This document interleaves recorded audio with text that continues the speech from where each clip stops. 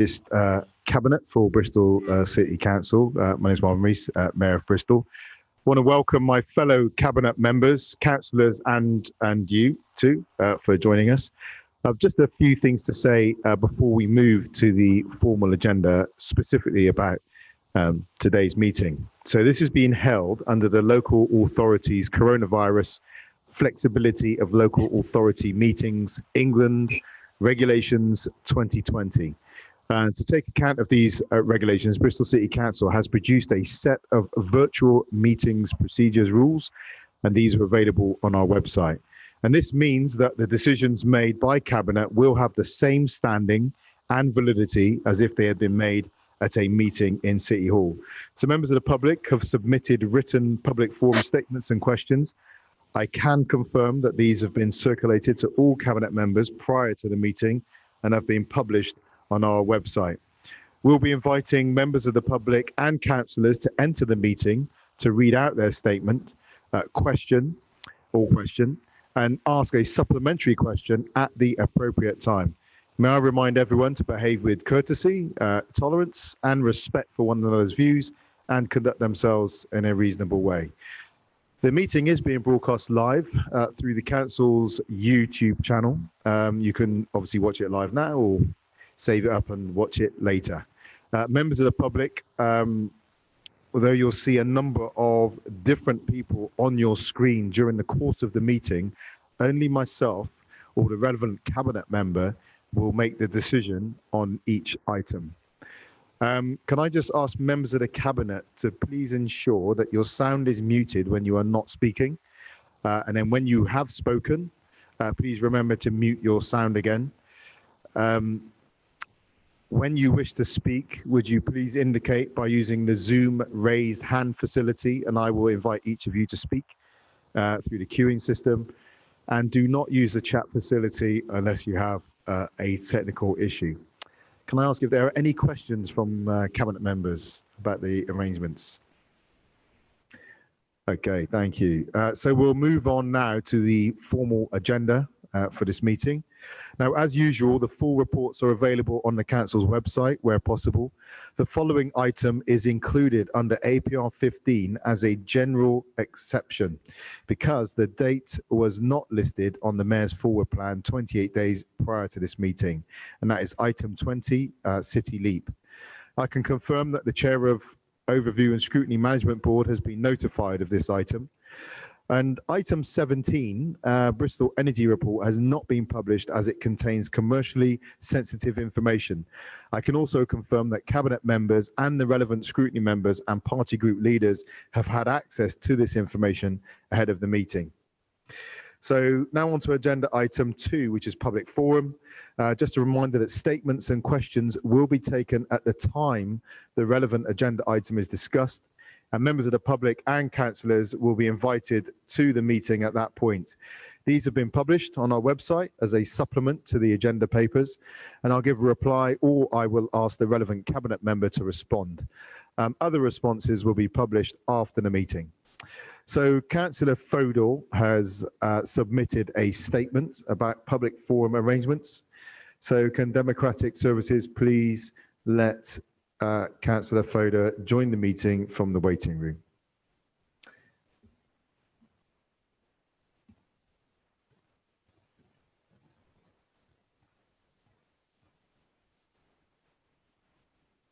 Councillor Fodor, can you confirm your name for us?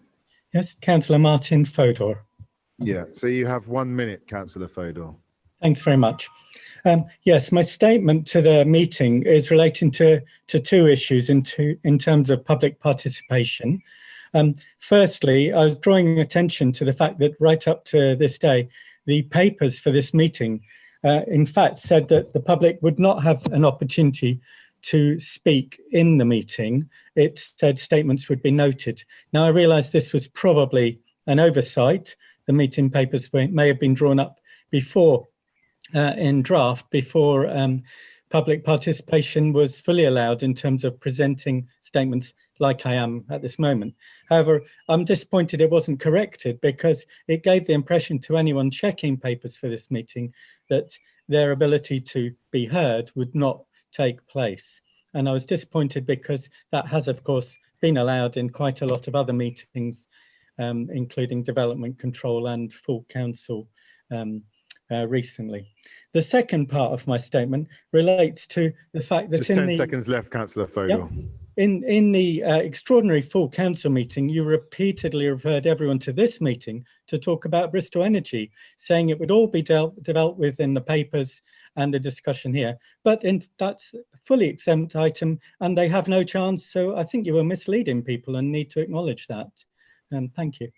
Okay, thank you. Okay, so agenda item 3 is apologies for absence. We've had one apology, and that's Councillor Steve Pearce. Agenda item 4, declarations of interest. Can I ask Cabinet members if you have any interest to declare in relation to today's agenda? Okay, thank you. None to declare. Agenda item 5, matters referred for consideration by scrutiny or full council. There are none on this occasion. Agenda item 6, reports from scrutiny commissions. There is a report from OSM. As this contains exempt information, it will be presented in the exempt section of the meeting at the end. Agenda item 7, chair's business. That's an opportunity for me to share a few items with you for an update. I've just got 4 that it's worth noting. One, that I have drafted a letter on behalf of the UK core cities, and we're just getting final sign-off now, to be sent to the African American Mayors Network. Obviously, in light of the events that are happening in the United States right now, it's being sent as people who are interested in fighting racism, interested in social justice, and also sent as fellow city leaders who recognize the challenge there is for mayors in general in the United States, but at this time for African American mayors in particular, in both providing a voice for people who are justifiably angered by what's going on around them, but also trying to make sure they keep their cities safe and build the basis for good relationships in the future. And also, we are one of a number of cities around the UK who will this evening be lighting up their buildings in purple in solidarity with our colleagues in the United States and in the memory of George Floyd, to make sure that that we respect him and that we declare our opposition to the kind of policing that's led to his murder. Also, there were some echoes. It's a complicated relationship, but we've had some issues in Bristol over the weekend. A confrontation that led to a confrontation with the police and some community tensions. And we've been at pains to share with people that both Asher Craig and I and other people from the, from Bristol have been working with the community. We'll be looking at the body-worn camera footage along with the Chief Constable. And so work is going on to make sure that justice is done for everyone, but that we understand, the complexities of the situation that we're in. Our priority is to really safeguard the well-being of Bristol, the well-being and the peace, of our city. So we're working on that. Third is just how people have been responding to our COVID lockdown.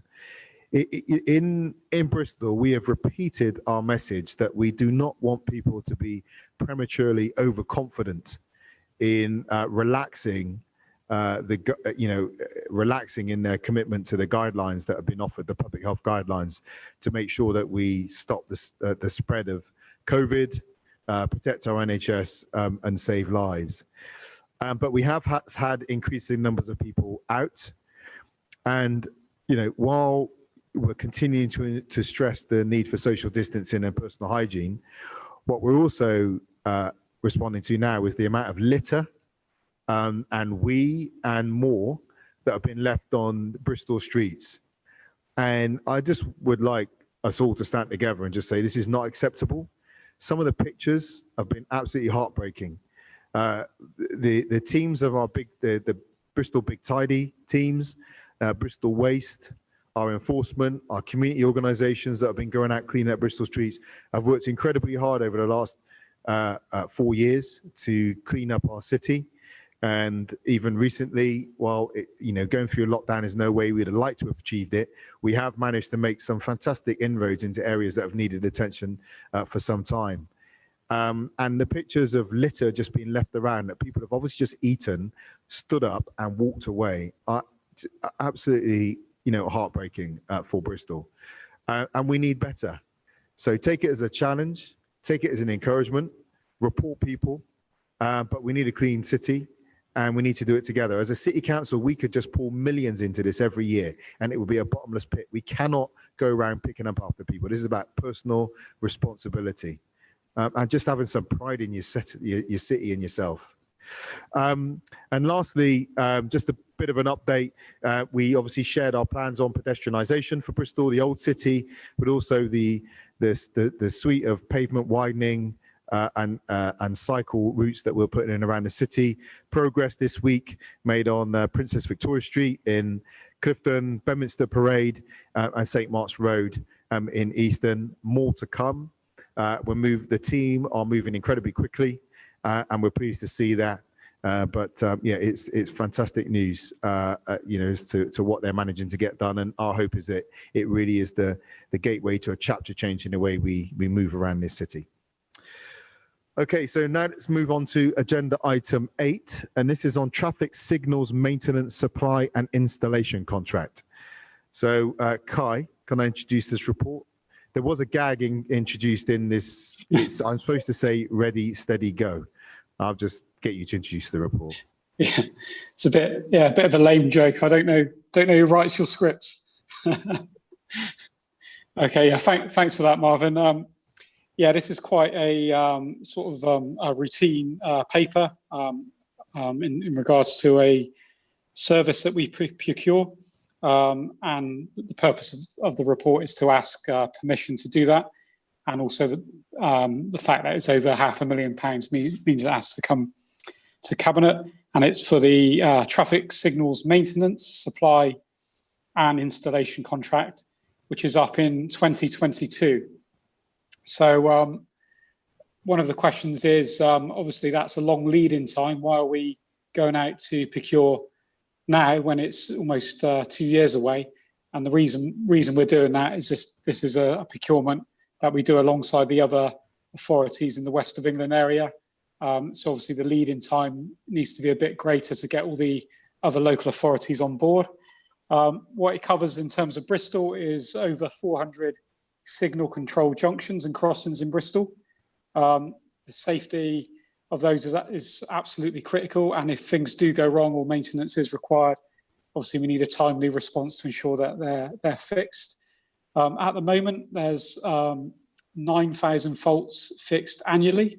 They can be very minor faults, like a bulb's gone or the wind's knocked the signal head out of alignment, along to sort of major maintenance that would be required if a car crashes into a set of traffic lights. So I'm happy to obviously recommend this to Cabinet. As I said, it's quite a bog standard one, and happy to commend it to Cabinet.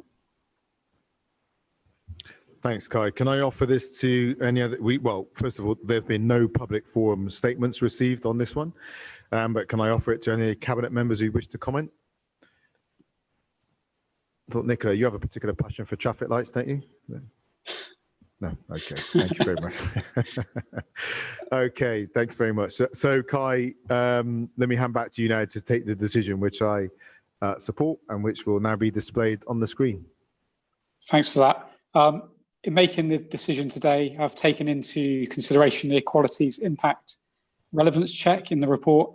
And in terms of the decision to be made today, I approve the recommendation as set out in the report. Thank you. Thanks, Guy. Appreciate it. So agenda item 9, moving forward together, transformational program. And Paul Smith, you're going to introduce this one. You're on mute, Paul. Thank you, Marvin. And this is a report about the future of the housing service, but I think it's worth taking you back to when we were elected in 2016 and what we found in the council, because the issues of culture in the council were reflected in microcosm within the housing department, if not in some respects worse. So we found a culture of command and control and micromanagement. The department had been identified as suffering from institutional racism, particularly highlighted following the murder of Bijan Ebrahimi in 2013. You had a department which was very much focused on managing decline and operating within a silo. Both, as I discovered, a silo within the council, separate from the council, actually physically separate from the rest of the council by being in St Anne's House, but also in a silo from the rest of the housing sector as well. It left all of the national networks. It had left the benchmarking clubs, everything that involved it being engaged with the wider sector, and it was sort of very much a fortress mentality. It had also really stopped anything other than the tokenistic engagement of residents. There's only one member of staff involved in resident engagement. And in terms of the council's own homes, it was holding 550 homes empty.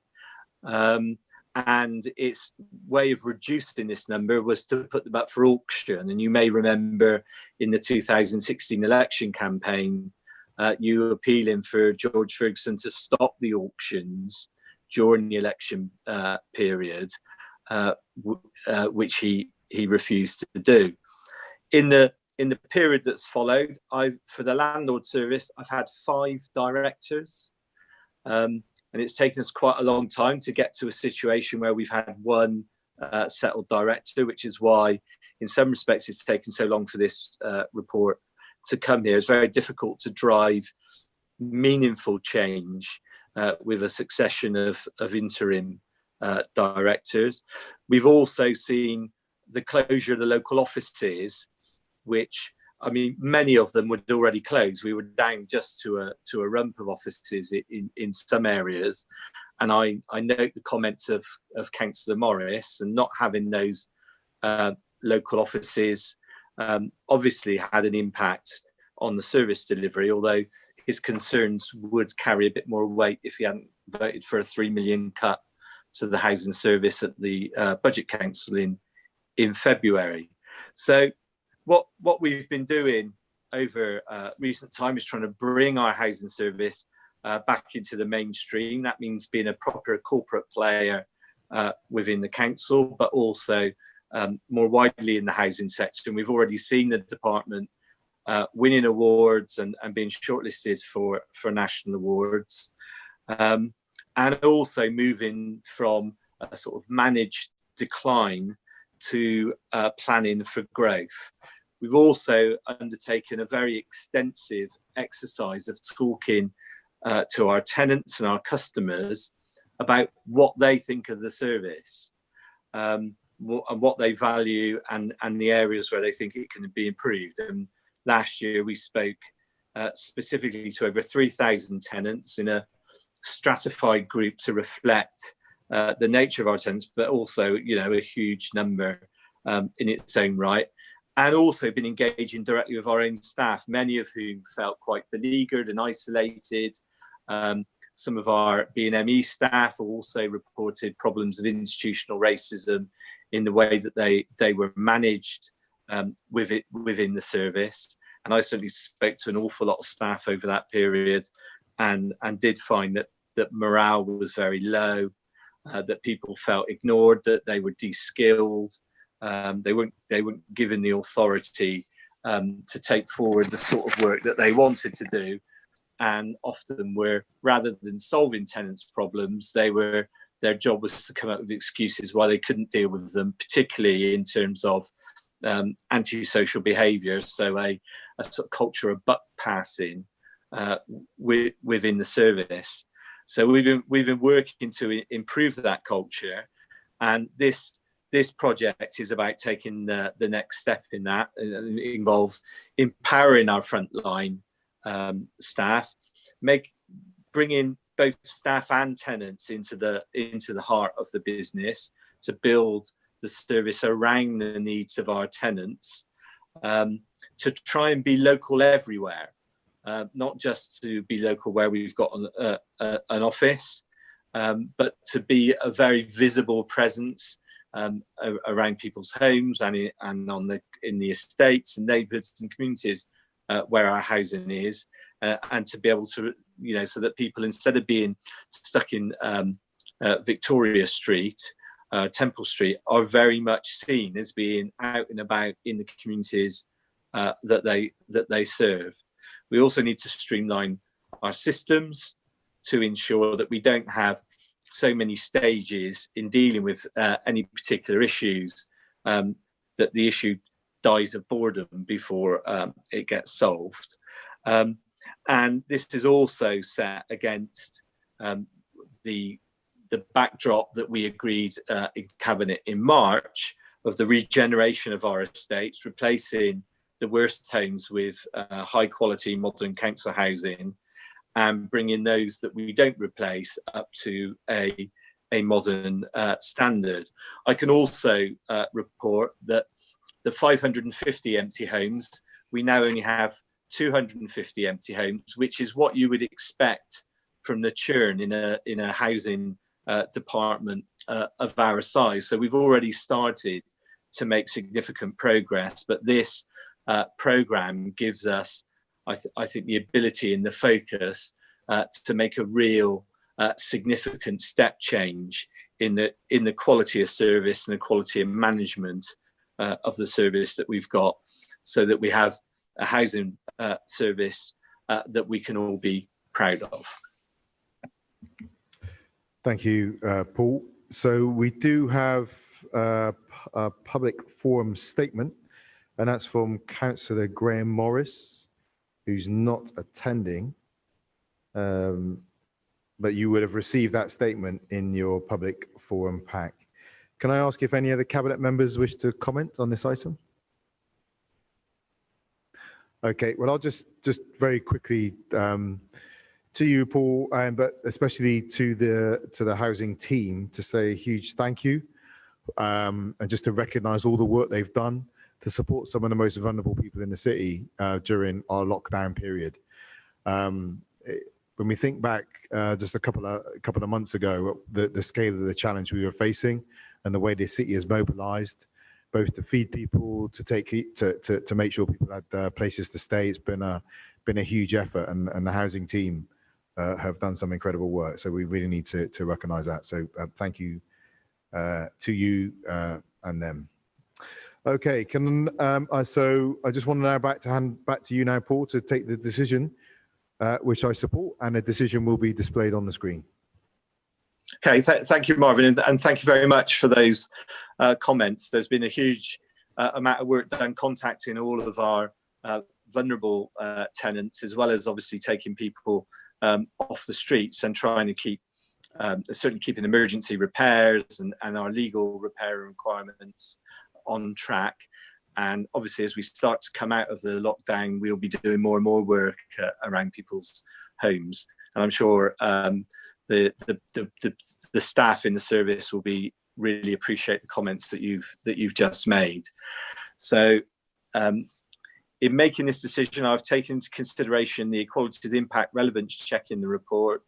And in terms of the decision to be made today, I approve the recommendations as set out in the report.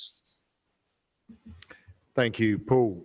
So let's move on now to agenda item 10, COVID-19 cross-directorate application for contract awards, extensions and variations necessary due to the impact of COVID-19 on commissioning and procurement activity. And Councillor Holland, you're introducing this one. Thank you very much, Marvin. And the title of the report does a lot to kind of confuse people about what it's really about, but it follows very neatly from what Paul's just been saying.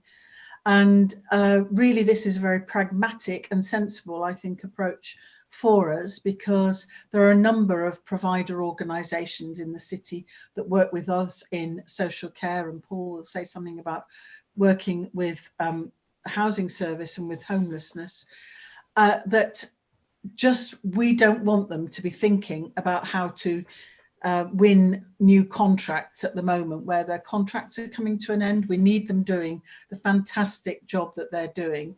And those voluntary and community sector organisations that are helping to keep people independent in their own homes and providing the sort of services to people who in many cases have become additionally vulnerable in the last couple of months, because either they're very frightened or they're shielded, their isolation has increased, and they have really depended on those services. So this is, as I say, is a pragmatic approach, which is to say that we're not going to recommission those services until we're in a position to be able to do so. So the contracts will roll forward.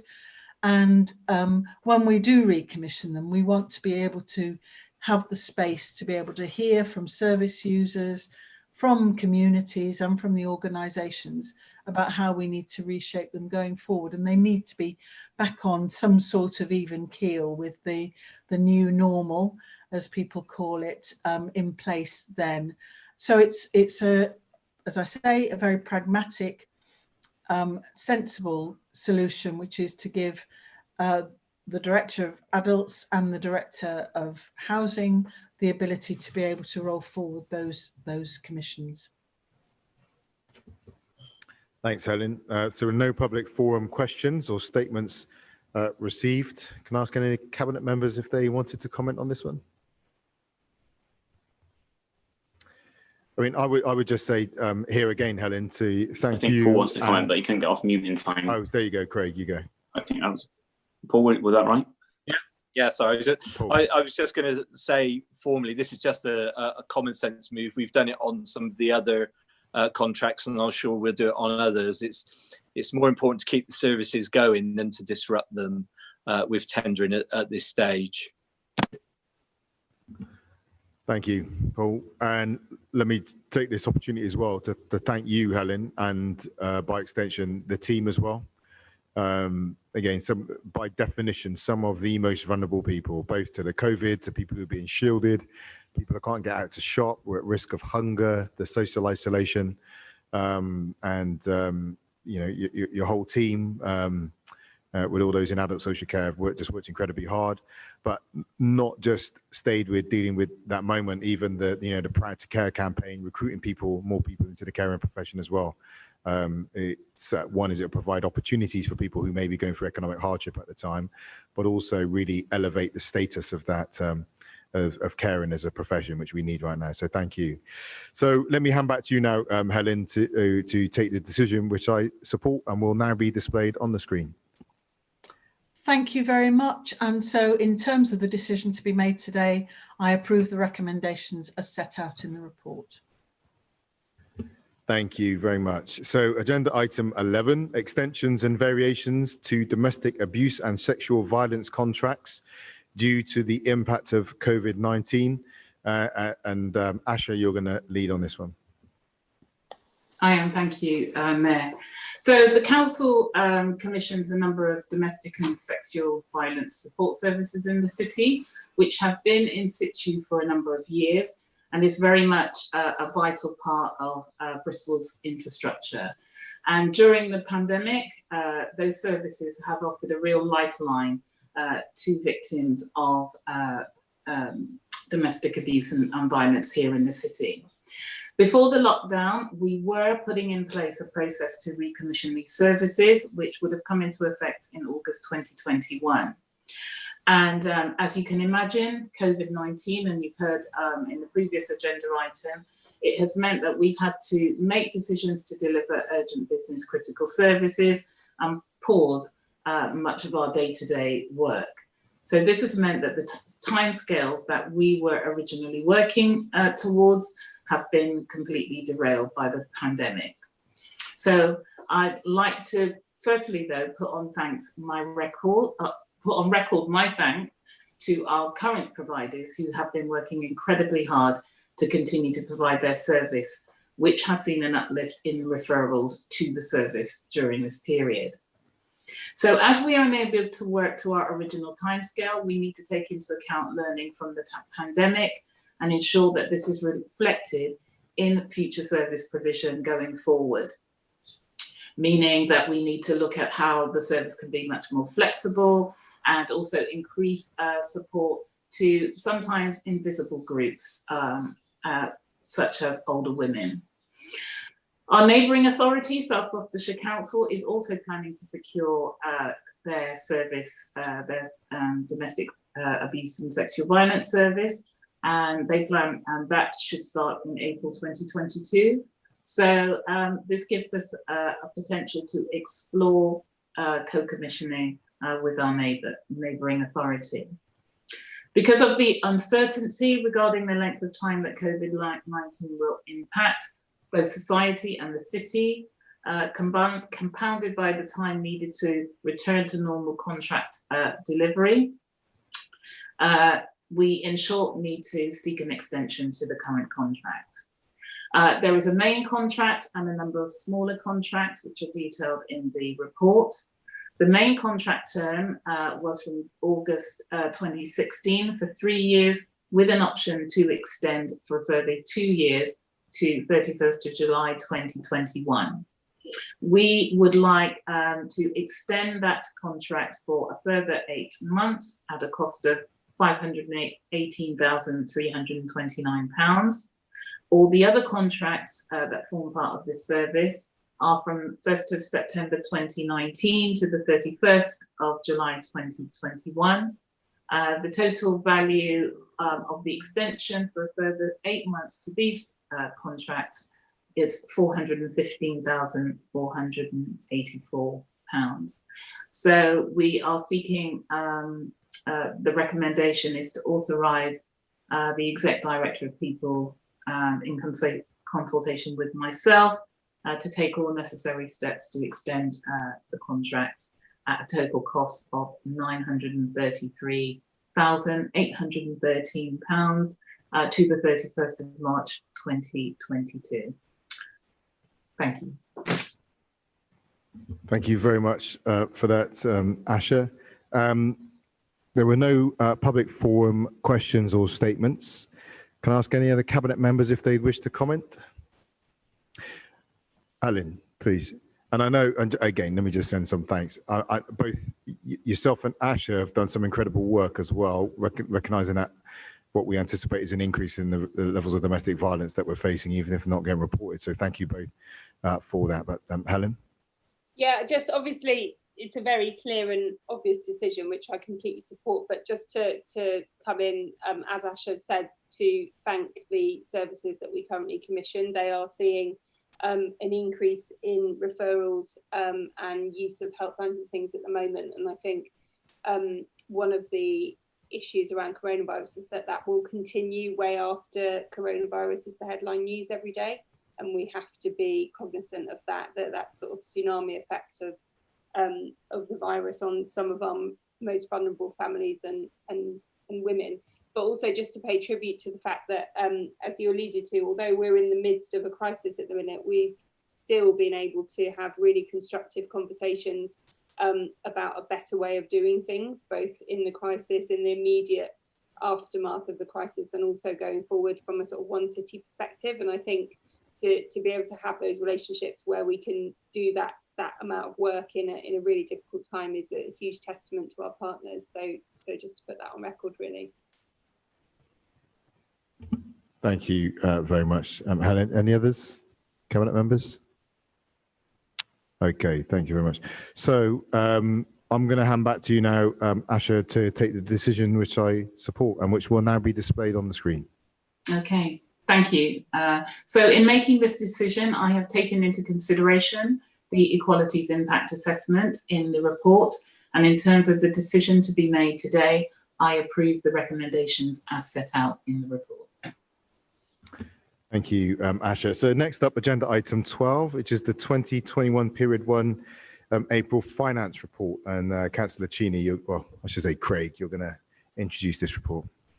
Thanks, Marvin. We wouldn't usually produce a P1 report. We would usually just be running with the Outturn at this time of year, but obviously we're in pretty unprecedented times, and this report tries to give an update on the impact of COVID-19 on the council's finances.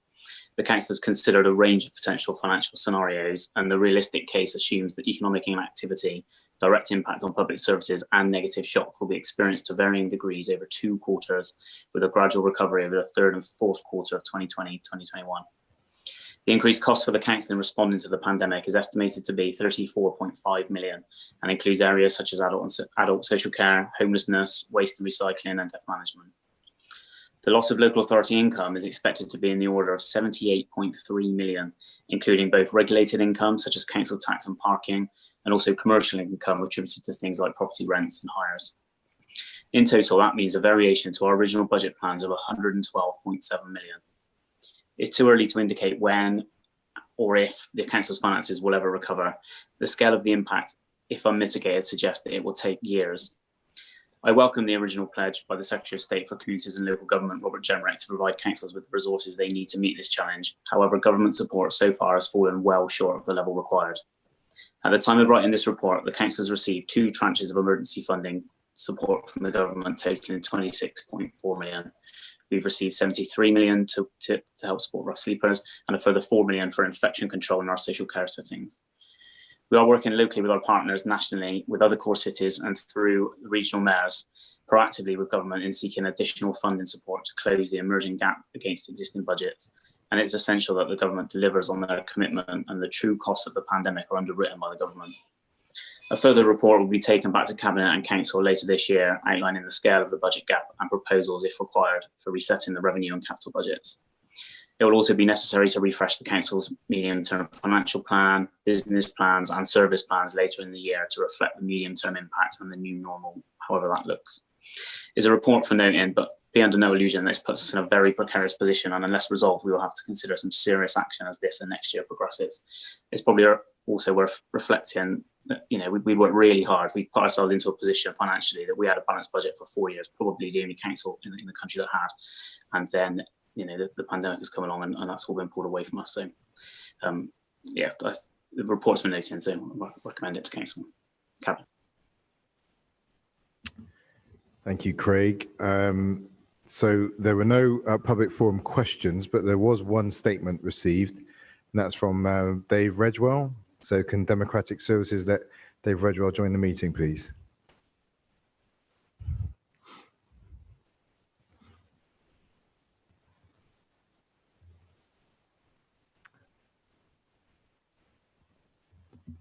Hi, David. Can you please confirm your name for us?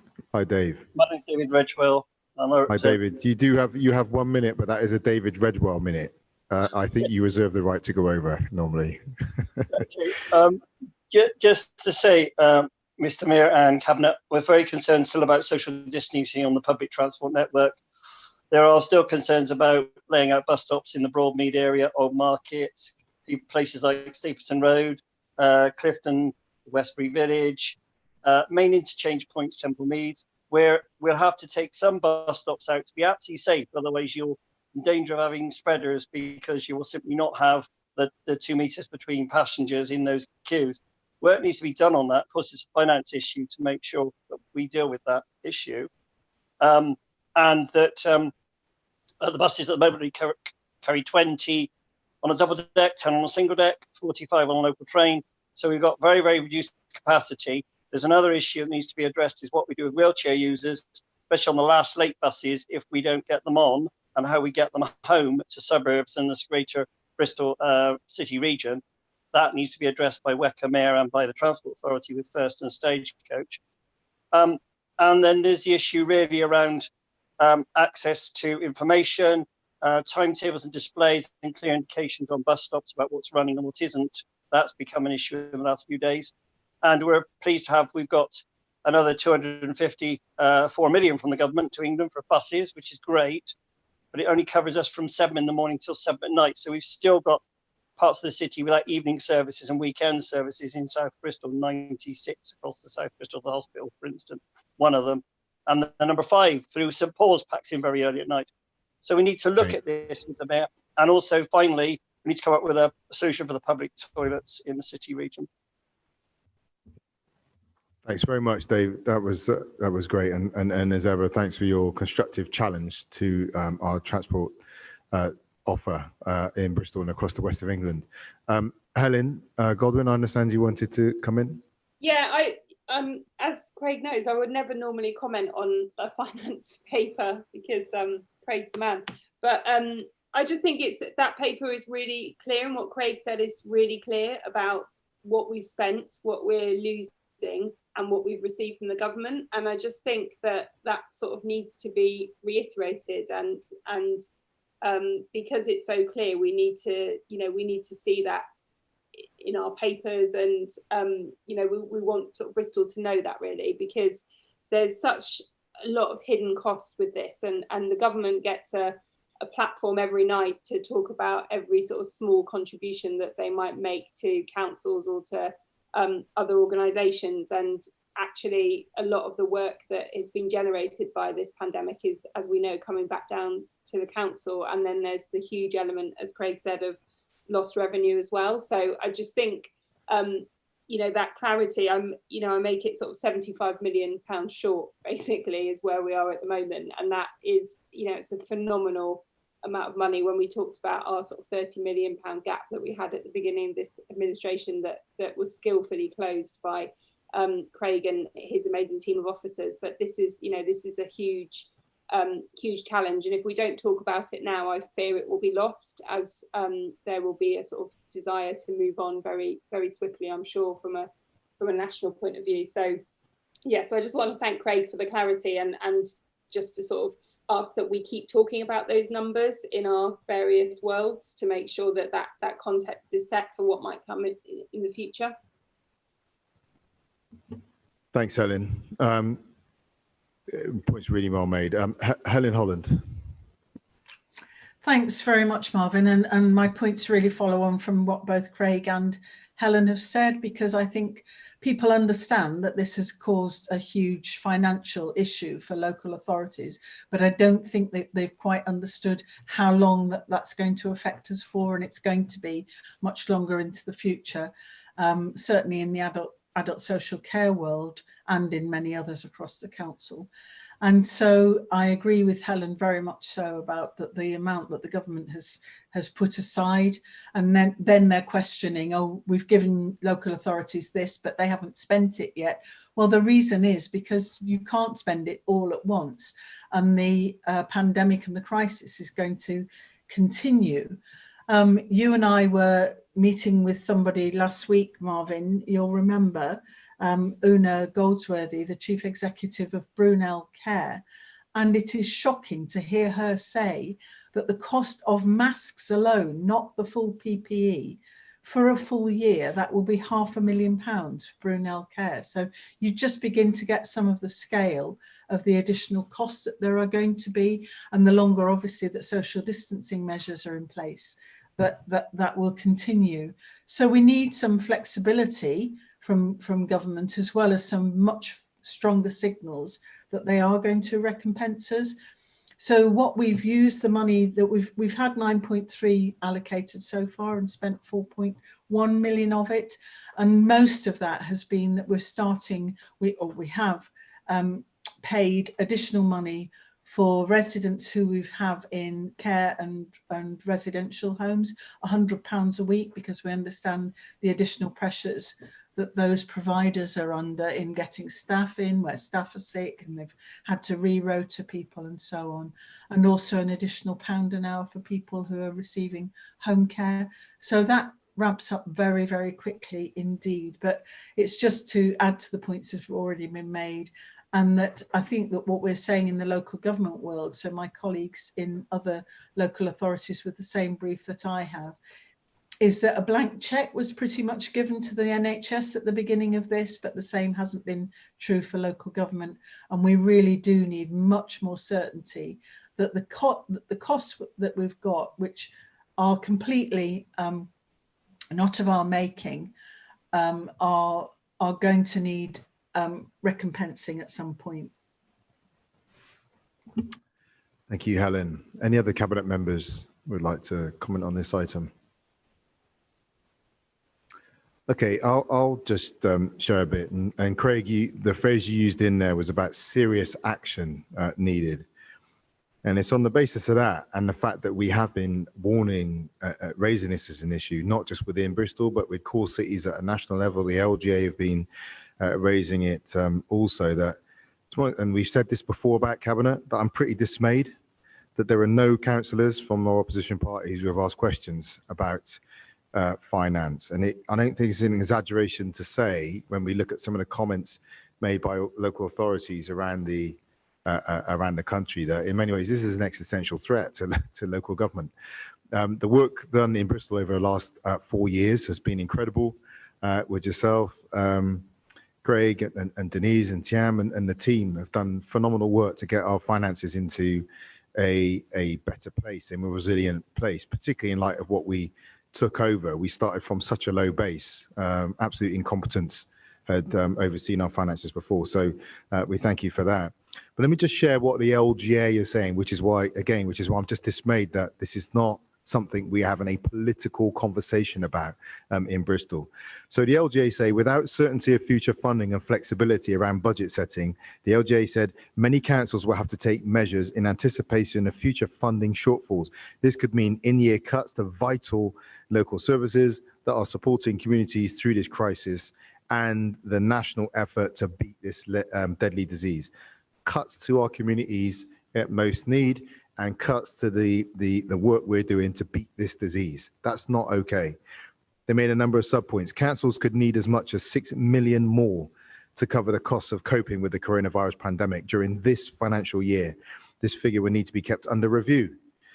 They say that based on LGA analysis, and this is not Bristol, obviously this is national, based on Local Government Association analysis of the latest returns, almost 2/3 of further funding needed would be need to cover lost tax income, that's council tax and business rates, and non-tax income, which is mostly sales, fees and charges. The rest would be needed to cover extra cost pressures as a result of the pandemic. We've had an increase in costs, but we've lost revenues. Double hit as local authorities around this country. And they say the loss of business rates, which is 470 million, and council tax income, 506 million combined in the last 3 months, accounts for more than a half of all income losses for councils over the same period. We could go on, but in short, it's a pretty devastating financial challenge we are facing, not because of what we have done, but because of the pandemic that has come upon us. And as you said, Helen, as we came out of the traps with this I remember the first call we had with Secretary of State Jenrick, he said, do what you need to do, we will be with you. And since then, the language of commitment to local government seems to have got a little bit weaker, which is a challenge. So this is not a political point. This is a common sense point that we got to have better quality political conversation in the city, and that includes our finance. And it would be great if some of the energy spent, some of the phenomenal amounts of political energy that are spent trying to get headlines and tweets and so forth in the local press was also spent making case to government. And dare I say, particularly where you share that party of government, and you might think that it was more of a sympathetic listening ear to say, actually, the financial challenges we're facing are real. The consequences for people in our communities are real. We share the same party, but we're advocating for Bristol today. And we're going to say, we need more certainty from you. We need more finance from you. I'd welcome the day, but we can but live in hope. So let me hand back now to you, Craig, to take the decision, which I support, and is now being displayed on the screen. Thanks, Marvin. I mean, we say it's not political, but there are some things that have been political, and there have been, for instance, a survey of local government budget gaps was issued to all local authorities, and it was set with a sort of end date of July. So we'll go back and say this is how much money we're losing, but of course it doesn't reflect the true position at all, because we expect to be continuing to lose income way beyond July. So yes, in terms of decisions to be made today, I approve the recommendations as set out in the report. Thank you, Craig. I was being polite on the non-political. Everything's political. But I really appreciate that. Yeah, so let's on to move to agenda item 13 now, which is the 2019-20 Finance Outturn report. And this is with you again, Craig. Thanks, Marvin. Amongst a constantly changing environment, we continue to make sure the council is run on sustainable and resilient finances, despite what we've just heard. This latest report sets out detail on the overall financial performance of the council between April 2019 and March 2020 against the budget set by full council. Last year, the general fund was overspent by 5.3 million on our net budget of 375 million. This is a slightly improved position from when we last updated Cabinet in February, where we expect an overspend of about 6.1 million. Delivery of the tail of our savings programme set out in 2018 was always going to be difficult, and especially in areas such as adult social care against an increasing demand and increasing complexity. There are still areas of significant national ongoing pressures, which to date have only received one-off funding solutions, such as adult social care and education, particularly within special educational needs. The COVID-19 pandemic and social distancing measures started to impact on the council's finances during March, as we saw a reduction in some income streams such as parking and within our cafes and museums, as well as starting to spend on our response, such as purchasing PPE. As such, we used 0.5 million of the government grant, of the emergency grant from government in 2019-2020. During the year, we also invested around 145 million in various capital infrastructure schemes, such as additional affordable housing, commencement of Avonmouth Southern-side flood defences, and highways infrastructure improvements across the city. Full details are available in the report. We want to make our financial reporting as clear and transparent as possible, and included in the report is a full reconciliation of any changes in line with the scheme of delegations to the budget from that which was set by full council in 2019, as well as a full reconciliation of savings delivery, including where savings has been delivered in a different way from that originally approved by Cabinet.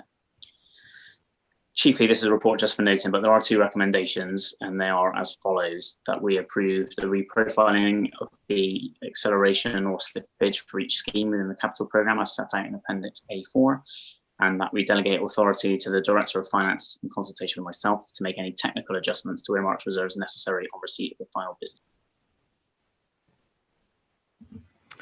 Thank you very much, Craig. So we've had two public forum questions and no statements. So public forum questions from Suzanne Aubrey. Can Democratic Services please let Mrs. Aubrey join the meeting, please?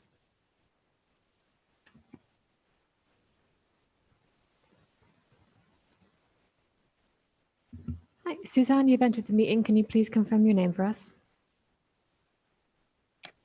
Please, Suzanne, you can ask your question. Can you unmute your mic for us, please? Suzanne, can you unmute your mic? Yes, thank you. Sorry, I was watching on another screen. This is quite a complicated process, isn't it? So my questions were for Councillor Craig Cheney. I don't know if he wants to answer them first. Yeah, if you want me to. So the first question was around what are earmarked reserves. So earmarked reserves are reserves that we've set aside for a specific project or programme. So for instance, we have money in the budget set aside for flood defences, for instance, and that money is made up of both money from the Environment Agency and our own, and sits there waiting to be spent on flood defences as and when they're required. Okay, so the second question was, if something is earmarked and then for some reason you decide as a cabinet not to spend it, are you allowed not to spend it on that, what it's earmarked for, and to allocate it somewhere else? Yeah, so it is quite restricted. That can happen. So if for instance, we had money set aside for improvements to a building, and then the building was destroyed and that improvement was no longer required, then yes, we could reallocate it. In the main, though, that's a full council decision, because a lot of those earmarked reserves are allocated as part of the capital programme during the budget setting process. But there are circumstances where you can. Obviously, also, as the example I gave just now, sometimes they can be part of a grant funded package. So there are requirements that we spend it only on the thing that we received the grant for. So yes and no is the answer. There are plans, I think, for a task and finish scrutiny group chaired by Councillor Stephen Clark to look at how we might consider reprioritising some of those earmarked reserves in light of the information we just talked about and the impact on the council's finances. Okay, so I think I get the supplementaries, is that correct? Yeah, I think yeah. Okay, so it was at the extraordinary full council, the mayor had said £12 million were earmarked for Bristol Energy before May 2016. And we seem to be talking at cross purposes, because I wanted to know how much was actually spent. So I think you've answered that that money didn't necessarily have to be spent on Bristol Energy, but would have been quite a complicated process possibly to untangle that, or? Yeah, I mean, I'd have to check specifically what it was at the time, but we would probably have had to go back to full council for a resetting of the budget. Right, so my second supplementary then, is it possible to have those figures? Well, how much was actually, because the question really had been how much was spent on Bristol Energy before May 2016 and how much after? Okay, yeah, I'm sure we can get you this because I don't have them to hand, but I'm sure we can. Yeah, Great. we were talking about how much so thanks for your second supplementary. We were talking about how much has been allocated to the company. I think there's slightly different. Yeah, I said spent. Thank you very so much. that would be good to have the. Okay. Thank you, Craig. So, thank you. Brilliant. Okay. Thank you. So where we? I think. Okay. Well, thank you. Can I ask any of the cabinet members if they wish to comment on this one? Okay, well, let me hand back to you now, Craig, to take the decision, which I support and is now being displayed on the screen. Thank you, Marvin. In terms of the decision to be made today, I approve the recommendations as set out in the report. Thank you, and I'm sure we can offer Audrey some more clarification outside of this as well on the subtle differences between the two. So item 14, the corporate risk management report. This updates Cabinet on progress on embedding risk management arrangements within the council. Craig, this is with you also. Thanks, Marvin. Managing risk are an integral element to the achievement of the Bristol City Council's corporate strategy deliverables. The report provides an update on work completed to improve risk management at the council and sets out the current significant risks and summarises progress in managing those risks as at Q4 of 2019-2020. The corporate risk report is a key document in the council's approach to the management of risk. It captures strategic risks set out in the corporate strategy 2018 to 2023 and also provides a context through which directorates construct their own high-level risk assessments and is used to inform decision-making about business planning, transformation and service delivery. The corporate risk report provides assurance to management and members, councillors, that Bristol City Council's significant risks have been identified and arrangements are in place to manage those risks within the tolerance levels agreed. It should be noted that risk by definition includes both threats and opportunities, which is reflected in the risk report. The report also mentions some of the plans for next year for improving the council's management and understanding of risk. These include mandatory risk management e-learning for key staff, councillor training, annual risk management maturity assessment, a review of risk management within decision-making, business case approvals, project management and procurement frameworks, and a review and relaunch of the corporate risk management group. Is a report for noting, and I'm sure Cabinet would have been through these sections pursuant to their brief already. Thank you very much, Craig. So we've had no public forums, no public forum questions or statements. Any other Cabinet members wish to comment on this one? Okay, thanks very much. So Cabinet notes the recommendations are set out in the report, which are now being displayed on the screen. So agenda item 15, Bristol is open update. This is agreeing to the next phase for Bristol is open programme and delivery of the current projects, which are related to many of the smart city research and development programmes in place. Craig, you have this one also. Yeah, me again, sorry everyone. Bristol is Open Limited was established in 2015 as a delivery vehicle for the council to utilise a fibre network it owns around Bristol City Centre to conduct smart city experimentation. As a joint venture with the university, it's been successful in delivering the original aims of the Super Connected Cities grant, which funded its establishment in 2015. It also delivered numerous benefits, which include enhancing the city's profile for being a leader in the smart city sector in the UK and internationally, helped Bristol win a number of awards, TM Forum's Global Innovator of the Year, World Communications Award, Smart City of the Year, Global Mobile Award for Smart City, and top spot on Hawaii's Smart City Index. It raised the profile of Bristol and collaborative working in the smart city area, helped the city's organisations leveraging grant funding linked to research and development, e.g. Replicate and other Horizon 2020 projects. And it completed many technical trials and experiments which have helped to put the university and the city on the world stage. Last year, Cabinet made the decision to support the council to take sole ownership of the company to better enable us to focus on the citizen-facing benefits of the smart city agenda. This includes supporting the rollout of the OPCR project, which has extended the network to South Bristol, and completing the final stages of the Replicate project, which has explored how smart integrated energy, mobility, and ICT solutions can improve the quality of life of people in Ashley, Easton, and Lawrence Hill. This report now seeks approval for the council to take direct control over the company's remaining project responsibilities, and as part of this, it's proposed that a small number of staff will transfer employment under 2P into the ICT Directorate within the council. This move will have the following benefits: improved BCC oversight over the achievement of the project deliverables and reduce costs associated with the management of a separate company, improved management support for the technical staff who can also support BCC achieve its future ICT ambitions, gives the ability for the council to plan for the future of Bristol is Open and the network as part of the council's future smart city plans. These ambitions are aimed at developing world-class skills and employment opportunities and supporting residents to benefit from a stronger digital economy and quality of life. The proposals are supported by the Board of Bio and the Council's shareholder group. Thank you, Craig. So we've had 2 public forum questions, 15.1 and 2. So that's Councillor Clive Stevens. So can Democratic Services let Councillor Stevens join the meeting, please?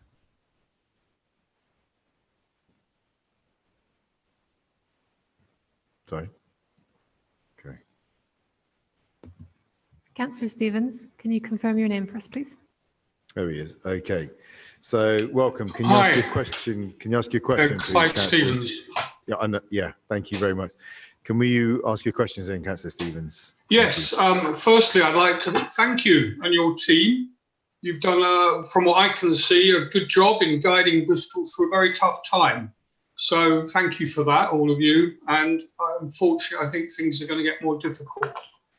Anyway, Craig, would you like my question, or are they going to be thrown up on the screen, or what? The first one is about job loss.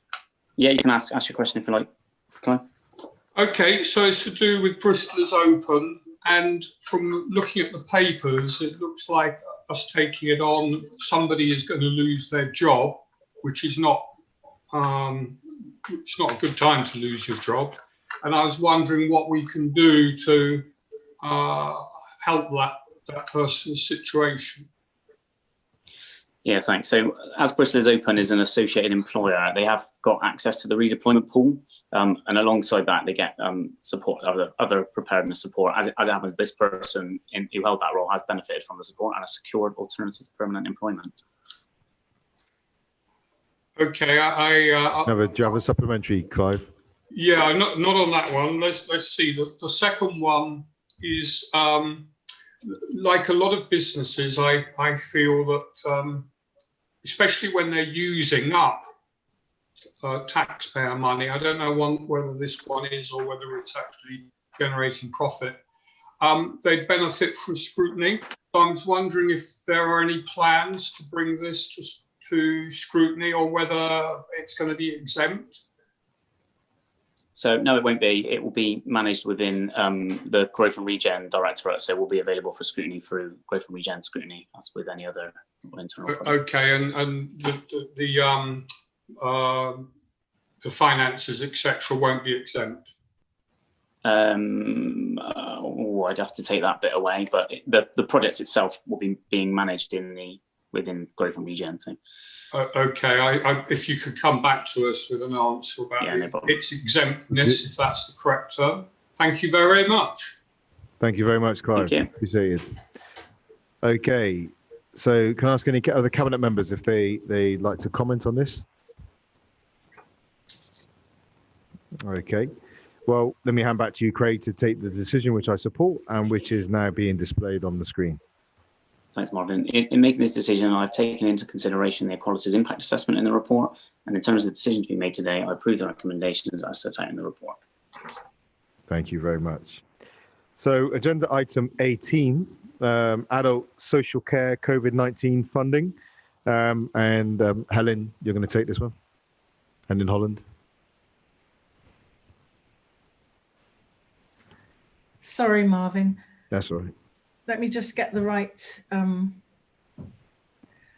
mean, it very much builds on the comments I made in the report earlier about the impact of COVID on adult social care. And I'd like to just reiterate again that we could not have worked through the last couple of months without those voluntary and community sector organisations that have been helping us.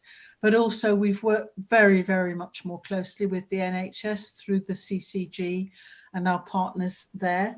And that's been,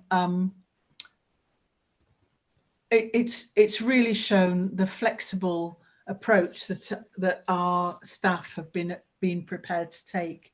But this will carry on, as we've already said. The costs of PPE and obviously the pressures on obtaining PPE are huge, and the more that people say it's needed, if you're on public transport, schools, for example, quite rightly have been saying that their teachers will need it. So that all puts pressure on, and it's good that we've been able to step in to that space as well. And with our neighbouring authorities in North Somerset and South Gloucestershire, through the CCG, been able to put in a huge order for PPE, so that some of those very small organisations that were spending a disproportionate amount of time trying to get PPE and having to pay over the odds for it, that we're selling it on at cost price to them. So that is also really helping. But care providers will continue to need a lot of support as this goes on, and we will need to continue to find ways of supporting them. As I've said earlier, we've already been paying additional costs for the people that we've got in residential and nursing care. So that cost ramps up very, very quickly. We're working with the care market. There's a regular care providers call, and we've been able to work with those providers so that they can see that we're working together as well as we can. And I think that the landscape really of social care going beyond this will be very much different because of those connections that have been made. And again, people have been saying it all meeting through, that the flexibility of our staff to be able to work in other contexts. There was a wonderful story, I don't know if you saw it on The Source last week, about somebody who worked in one of our community links centres. And obviously those centres have to be closed at the moment because of social distancing rules. And he's been redeployed into the community meals service. And I think one of the things, the great benefits of this has been that people have been able to see other elements of the service and to recognise what a contribution those services make to the lives of, again, the people who are most vulnerable, most isolated out in communities. So we've also made sure, obviously, as you know, that discharges from hospital right at the beginning of this happened amazingly quickly. Normally, there are delays in those systems, but we were set a target by government, as was everybody else, of getting people, once they've been cleared to leave hospital, getting them out and into a new setting in 24 hours. And we're managing with that, and that's been very good. But because of the low incidence at the moment in the southwest and in Bristol in particular, there's the capacity in hospitals. We don't want people to worry that people are being discharged from hospitals earlier than they should be. If they're still testing positive, they're kept in hospital, so that transference of COVID from hospital to care homes, we're doing all we can to prevent that.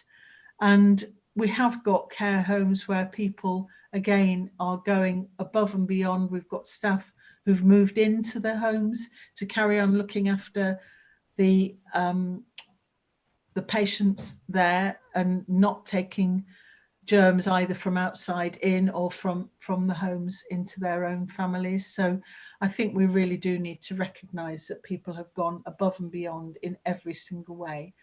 And just one other thing that's worth noticing is that step down work, so where people have had intensive support at home when they've left hospital, once they're cleared to do that, that has really brought together Sirona, our new community care provider, our own staff and the NHS. And I think it's not only us that have noticed the difference, the NHS and CCG, very senior people, have begun to really, really recognise the value of adult social care. So that has been a very, very much a positive, and we can't go back to the old ways of working once this is over. The points that I've already made about the government money won't be nearly enough for the ongoing situation. I've already said that in an earlier report, so I'll leave it there. Thank you. Thank you very much, Helen. We've had no public forum questions or statements, including from any councillors. Can I just ask if any cabinet members wish to comment on this item? Just again, like we said it earlier on, just an item of critical importance for us here. So let me hand back to you. Sorry, Cabinet notes the recommendations are set out in the report, which is now being displayed on the screen. Thank you, Helen. I omitted to say just now that I've had to change the order of the agenda for the remainder to consider the remainder of the open reports before excluding the press and the public. So we moved item 17 to the end. Okay, agenda item 19, Port Communities Resilience Fund Project Closure Report. So can I ask Councillor Cray to introduce this report, please? Yeah, thank you, Marvin. So the Port Communities Resilience Fund was established as a result of what I call a sale of a bonfire sale, where Bristol City Council back in 2015 sold the port to the Bristol Port Company, and as part of that sale, £1 million was committed to support capital projects in the neighbourhoods of Avonmouth, in the wards of Avonmouth, Shirehampton and Lawrence Weston. In 2017, following consultation with the local community, 3 thematic priorities were agreed. The Thriving High Streets Fund, which was used for the regeneration of local high streets across the 3 wards, and that involved improvements to street furniture as well as signage. The second was the Jobs and Enterprise, which saw a number of jobs training and enterprise hubs established across the 3 wards. And for example, Lawrence Weston set up their JTE hub in their community building. Avonmouth as part of their community centre renovation work. In Shirehampton, they updated a community building next to the High Street in partnership with the local Methodist Church, the local job centre and Shirehampton Community Action. And in Seamills, extra furniture and equipment was provided into the library, and a collaboration between the library, Friends of Seamills and Seamills Trust resulted in new activities and job training and enterprise support within that library space. The funding was also used to build a new community workshop in partnership with the Bristol North West Food Bank and to establish a ward-based outdoor community market.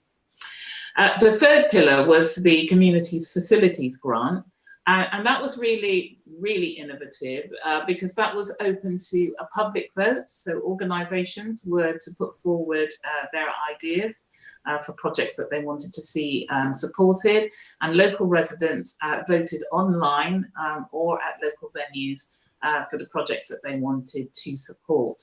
Of those 9 projects, 6 projects went forward for funding, and I was really excited. One of the ones I really liked was the Ambition Community Energy project for the development of community-owned inshore wind turbine. Avonmouth Community Centre have refurbished the whole of their community centre. And a number of key lessons were identified, and that's kind of going to be used as kind of best practice examples going forward through the work of our community development team and the team locally. I think the project for me over the last 3 years that I've been kind of overseeing the development and the delivery of this project, it really has demonstrated that there is value in area-based approach with community participation as part of the decision-making process. We were also built in a flexible approach to providing support to projects and challenging where appropriate. And that enabled the funding to be directed into community-led projects through demonstrably secure community organisations. I think a key point that emerged is that the projects that are generated by and for the community with a robust team in place are the ones that succeed. And so PCRF funding was obviously the trigger for most of the projects to deliver locally.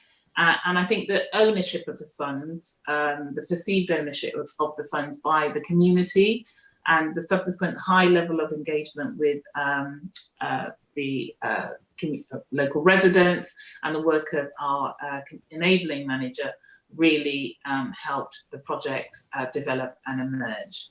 So I want to place on record my thanks to Warren Pickles, the officer who's been overseeing and managing the PCRF funding and process.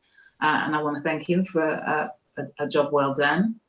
And finally, I want to, in the words of Councillor Alexander, and I know he's going to speak, the ward councillor for the area, I looked over an email that he sent me some time ago, and I just wanted to quote his words back to everyone.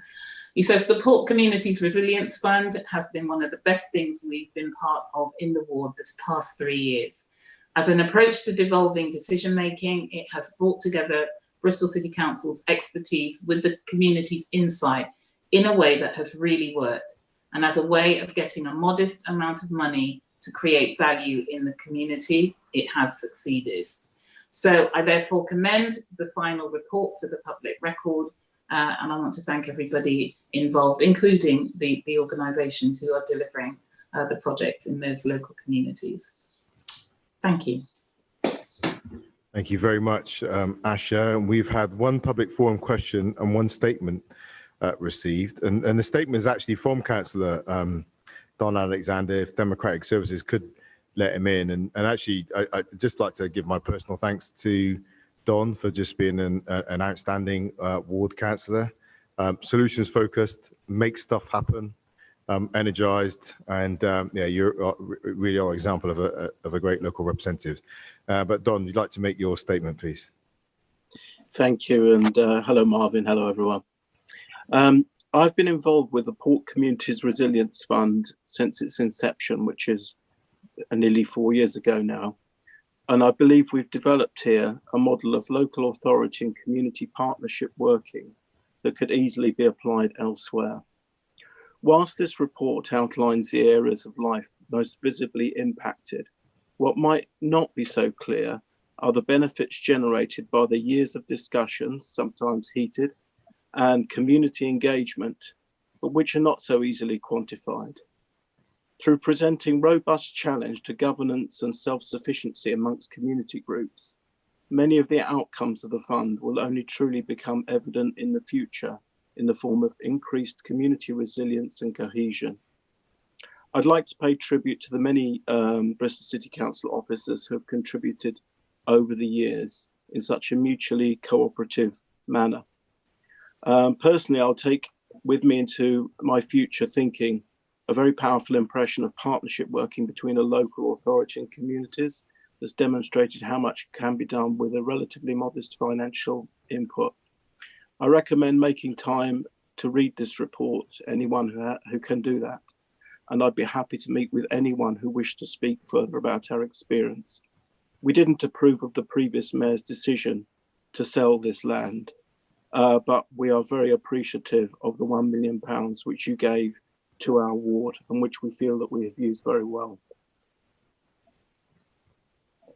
Thank you very much, Don. Really appreciate that. And I hope people do take you up on the offer to meet with you and members of the community to talk about your experiences, because down in Lawrence Western, or what with Ambition Lawrence Western as well, some fantastic work been going on with the communities.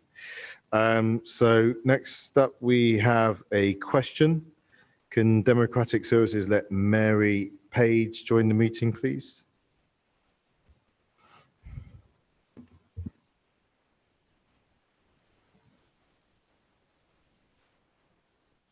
Mary, can you confirm your name for us, please? Mary, you're on mute.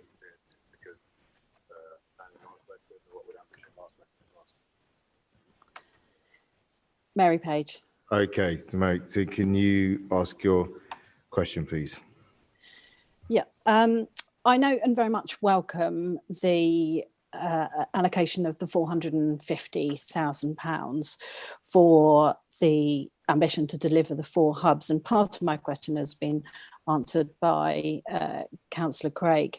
But there were 4 hubs, Lawrence Western, Avonmouth, Shirehampton and Seamells, to support with jobs, training and enterprise. And with the necessary response to COVID-19, meaning there is a delay to some of these projects. So I'd also like to note the number of jobs have been lost to the pandemic and that impact on our local economy. So what is the council's plan to bring these vital services for the community into action? Because they're going to be needed even more for people to aid getting jobs in this area of the city, to retrain and to grow new jobs, or maybe even start their own businesses.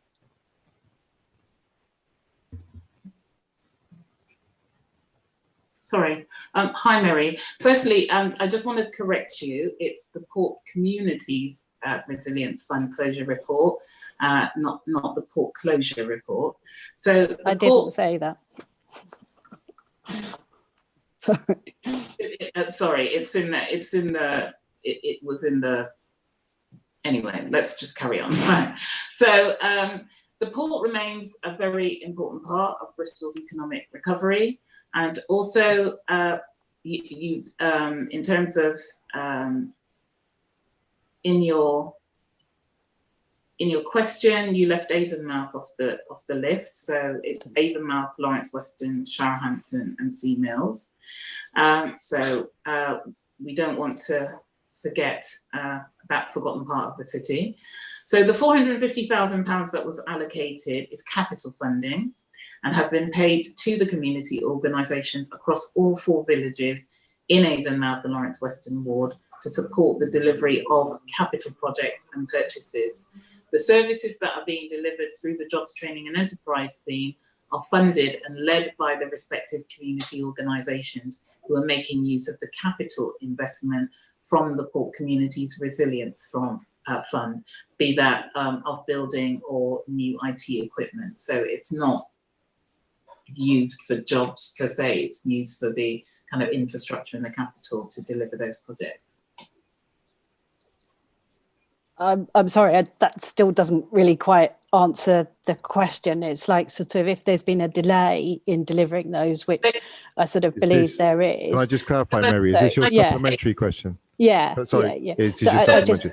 I haven't, it's because I'm really concerned that we're going to be hit by potentially contagion around the 9,000 redundancies worldwide to Rolls-Royce, who are a major local employer. 2,000 of those are going at the Derby facility.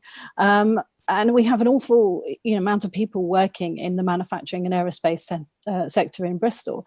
And so facilities like these are absolutely crucial. And if there's been a delay to those, what can you, as the council, help those community organisations to deliver those projects so that we don't have more people out of work and, but needing those facilities? So, Mary, it's probably worth familiarising yourself with. Sorry, Sasha, shall I just talk about the economic recovery?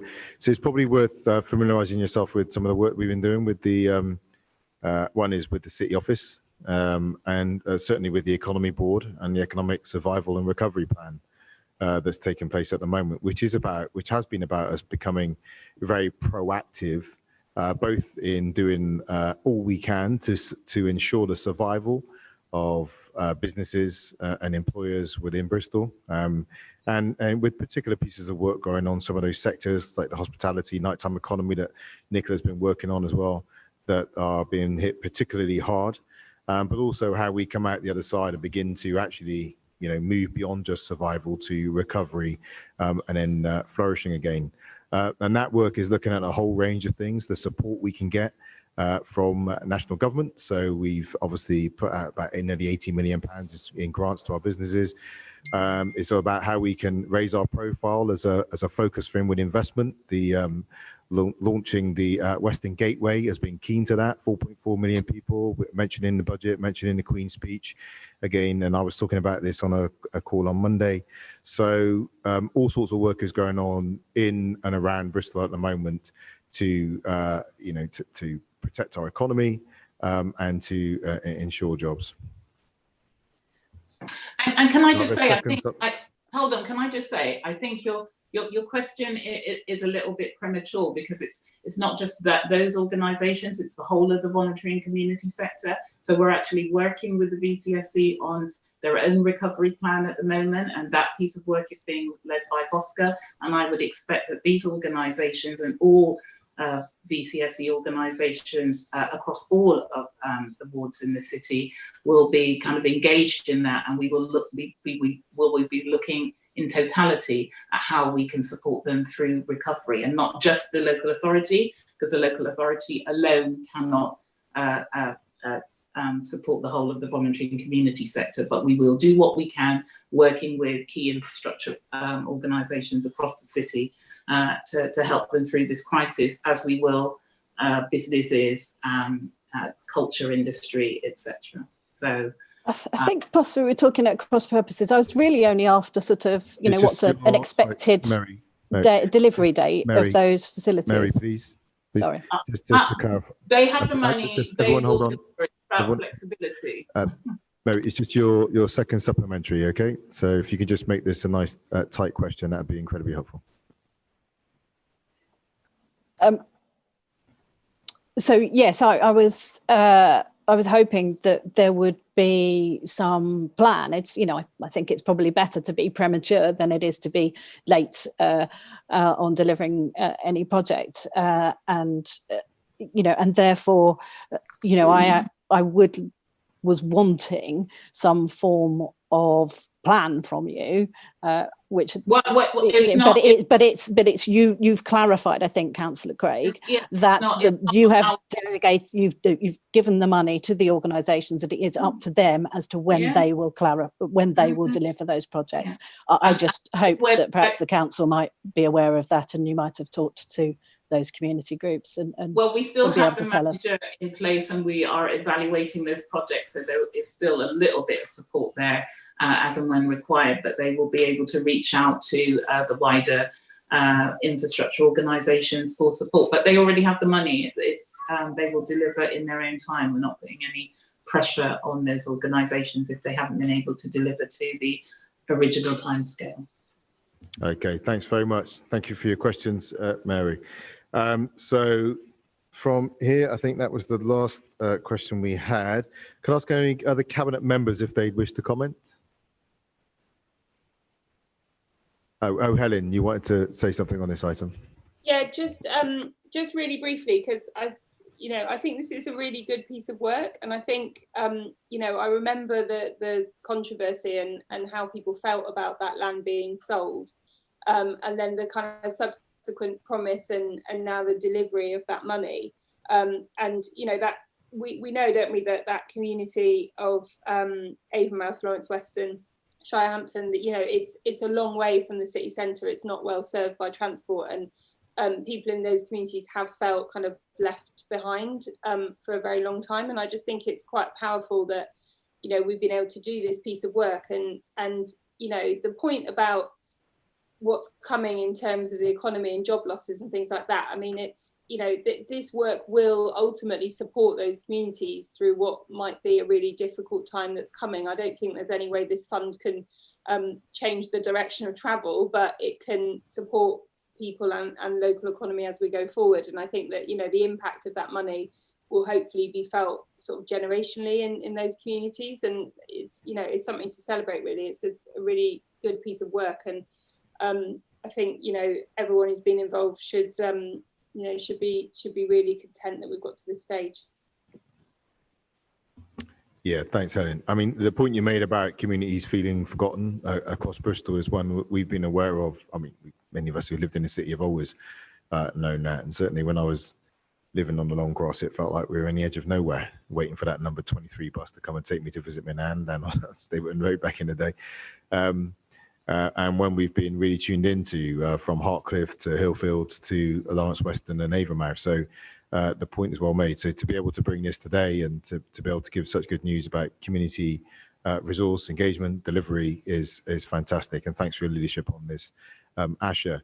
So let me, so basically this one is as a noting. So Cabinet notes the recommendations. Oh, sorry, Nicola, you had your hand raised, I'm being told as well. Nicola?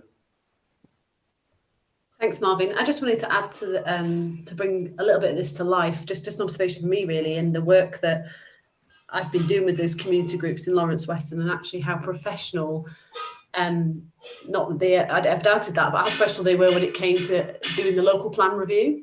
And actually having that, it was so refreshing to have those kind of conversations about onshore wind and their ambitions around the wind turbine in Lawrence Weston. And just such, there was this mutual respect, I guess, between I was so impressed with their approach to tackling that policy challenge, and at the same time they were so pleased to see us arrive to talk to them about the local plan. And I think it was one of the most sort of refreshing community meetings I've had with them. And so Don's absolutely right, it's a great example of collaboration, but actually the community seemed to have really sort of step this up in terms of their approach to engaging and tackling some of these quite difficult challenges, but with a really professional and proactive approach. So I've been really impressed.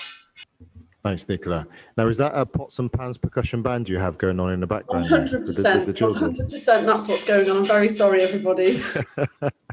That was all good. All right, thank you very much. Can I ask any other Cabinet members if you'd like to speak to this one?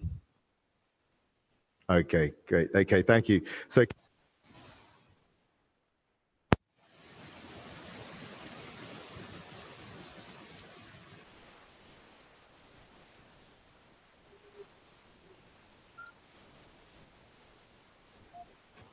Sound's not working, Marvin.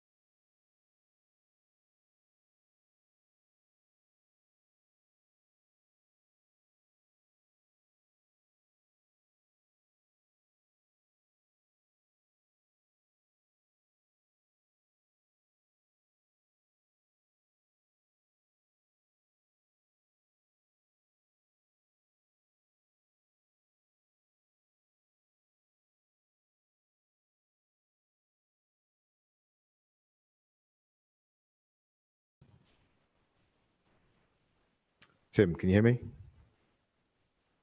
Tim? I can hear you. Asher can hear me. Can hear you now. Yes, Marvin, I can hear you. Hey. I think so.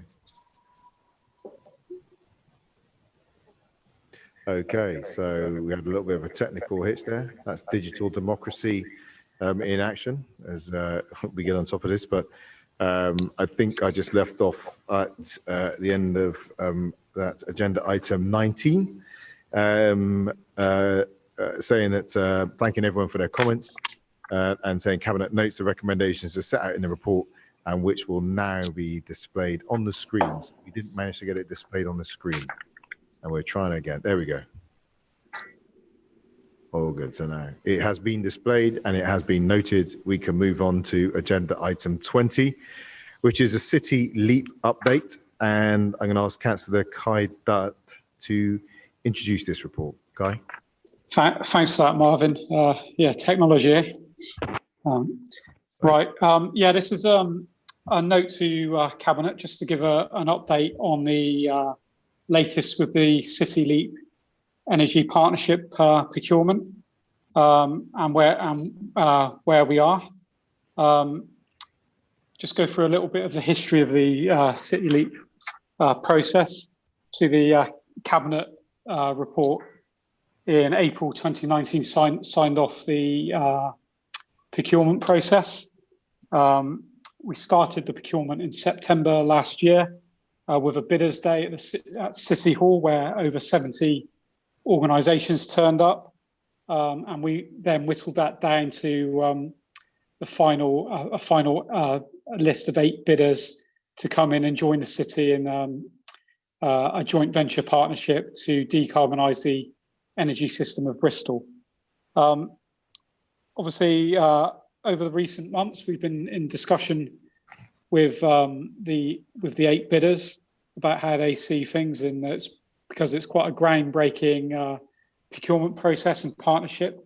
Obviously, we were after feedback from the potential bidders in regards to how we get the best result for both Bristol and also how they see it working as potential bidders and potential partners.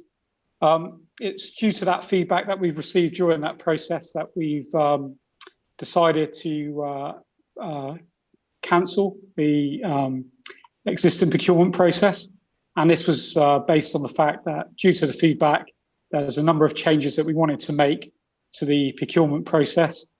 And if we carried on as we were within the current process, we were at risk of somebody potentially challenging us because the procurement had materially changed during the process. So there's a report that's going to come to July's Cabinet where we will be looking to get authorisation to start that process again, obviously taking on board the feedback that we got during the process that we already started. But we're very much committed to the City Leap Energy Programme. So we've already shown a strong commitment to investment in energy infrastructure. We know from various reports that the level of investment needed to decarbonise the energy system of Bristol is in the billions of pounds. And the only way that we're going to do that is through partnerships in the city that deliver that level of investment, but also keep the council in the driving seat in terms of making sure our strategic objectives are met through the process as well. So that's the update to Cabinet on the City Leap Energy Programme. Thank you very much, Kai. So we've had 5 public forum questions and no statements received. So first question is from Councillor Martin Fodor. So can Democratic Services let Councillor Fodor join the meeting, please?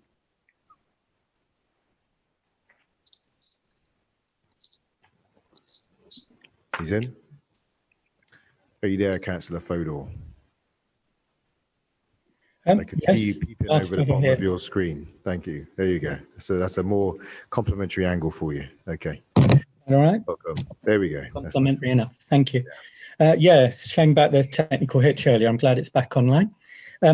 Okay, my question on City Leap. I just note that I've been supporting it ever since it was first mooted. It's a great step forward, building on all the previous carbon saving and energy projects in the city. So I was concerned that I'd heard it had been halted at this stage. And I was trying to listen to Councillor Dudd's explanation when I had to disconnect that. So I've missed the last 20 seconds or whatever. My concern was to find out the reasons and what differences the bidders want, because if they've said it has to be done differently, that could not only delay it, but rethink the type of outcomes we get for the city, for the communities, and for grassroots energy projects in particular, as well as for the type of investment, the scale. I mean, I was worried from the start when I heard Bristol Energy might be packaged with it, because I knew that could slow the progress. So I assume that's one of the factors. Do you want me to answer the question you submitted? Yeah, and the question. Is that okay? Sure. The question specifically, just for clarity, is to what extent does the rethink affect the ways local energy initiatives can be part of this acceleration of carbon saving and community involvement in the process of making Bristol more sustainable? Right. So I think your question was also on the time frame as well.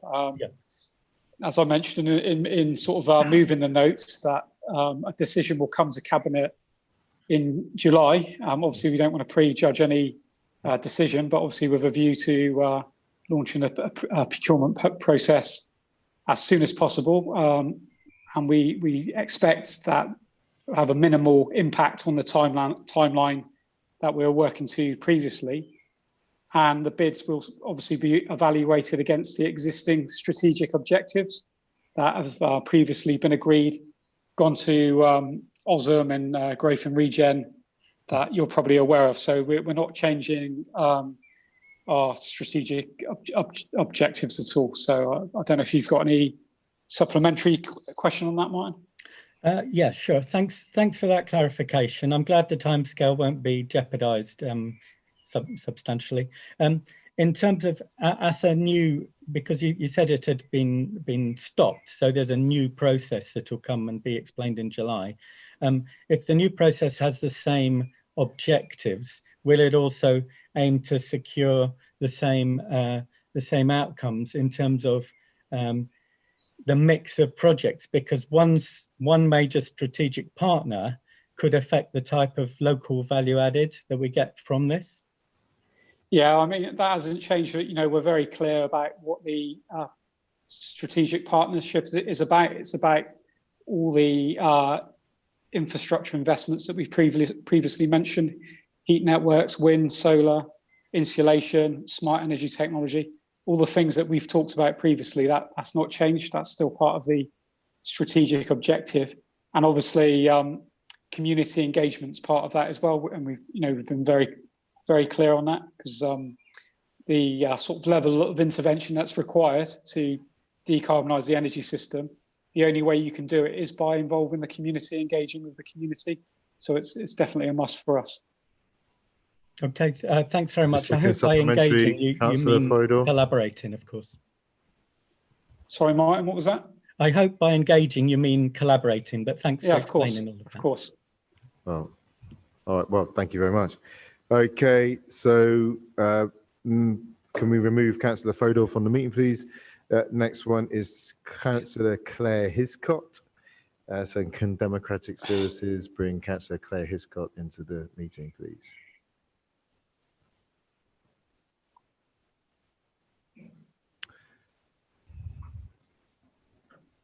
Okay, so is Councillor Hiscott in?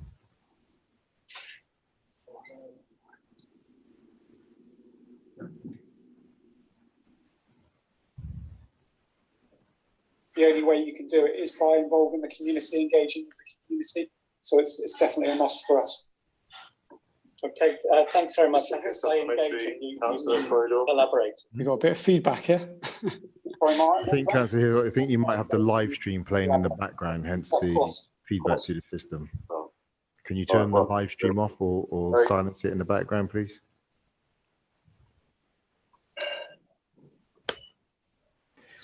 Okay, would you like to answer your question, Councillor Hiscott?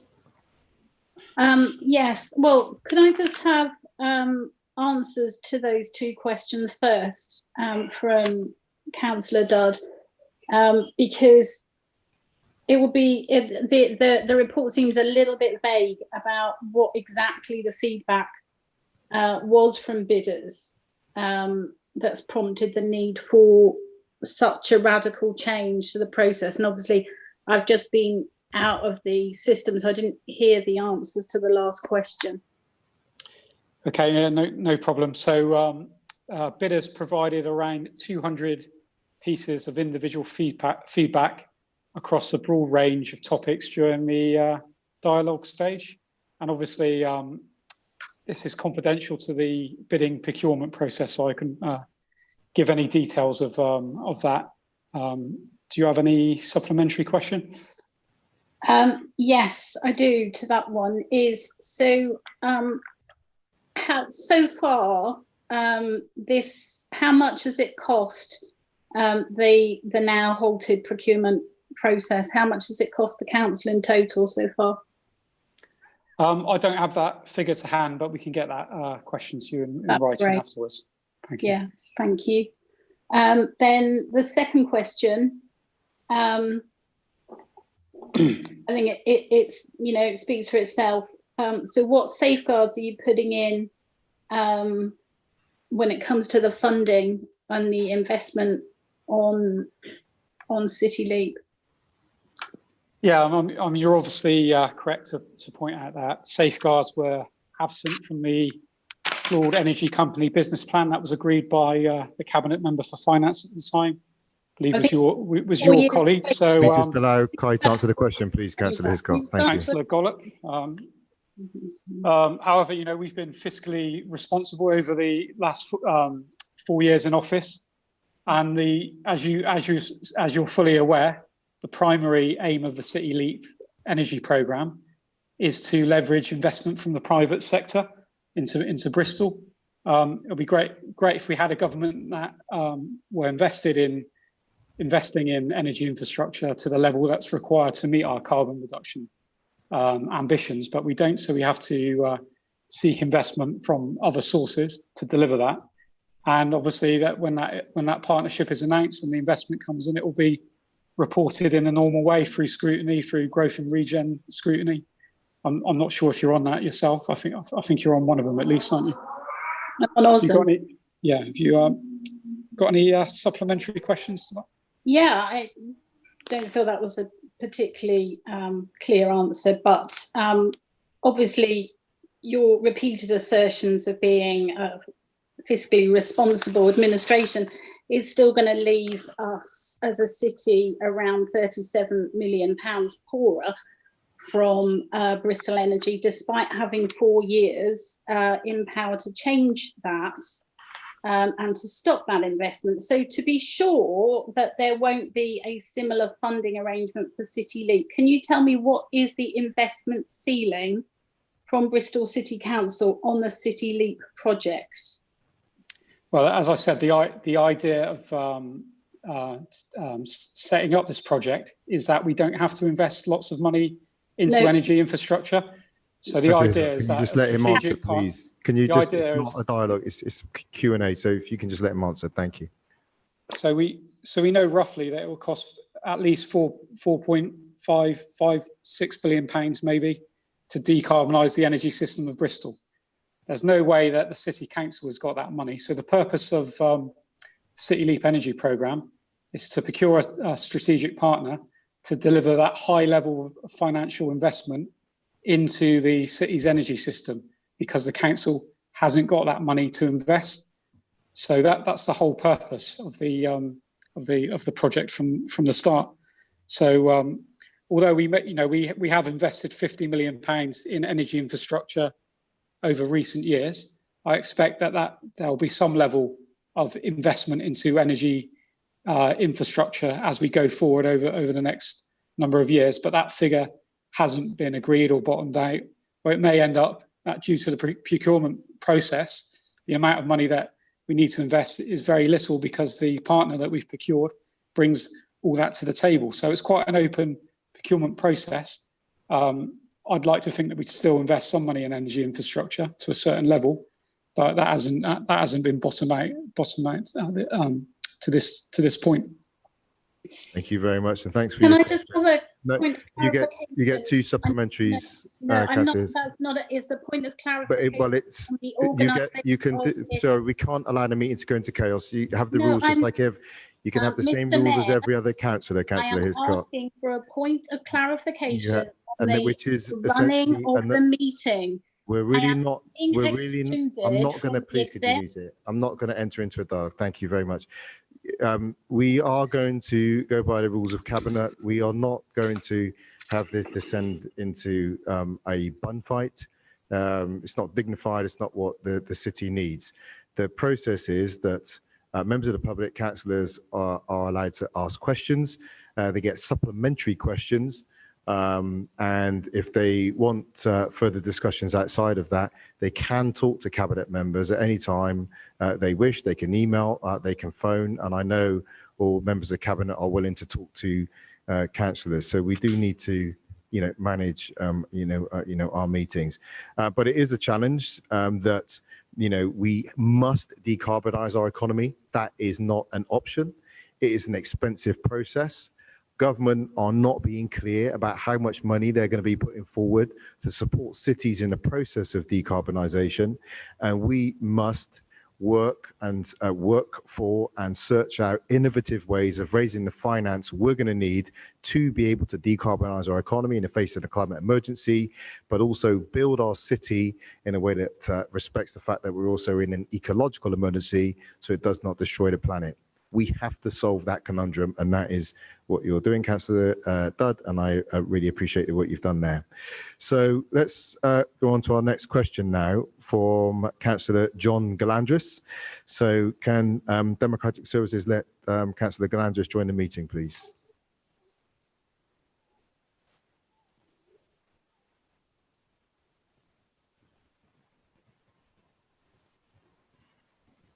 Okay, Councillor Galandris, can we hear you? Can you hear us? Good afternoon, Marvin. We hear you. There we go. Excellent. Hope you're all well. Yeah, thank you. Okay. Andrew, take care. Please, can you ask your question, Councillor Galandris? Yes, indeed. I've got 2 questions. The first one, I won't read it out verbatim, but what it is, the gist of it is, obviously, it's what degree of councillor oversight and scrutiny do you envisage for City Leap, bearing in mind that there will be a lot of commercial sensitivity with this project? Thanks for that, John. Not quite the well, it's very similar to the question I've got written down here, but obviously slightly different to what you submitted. But your general point about whether commercial sensitivity will apply, and the reality is that, of course, it will apply when it's necessary to the partnership. Obviously, there's an element of operating in a commercial world with some of this investment, and when it's not commercially sensitive, it won't. And I think you obviously understand that as an experienced councillor, and also from the industry that you come from.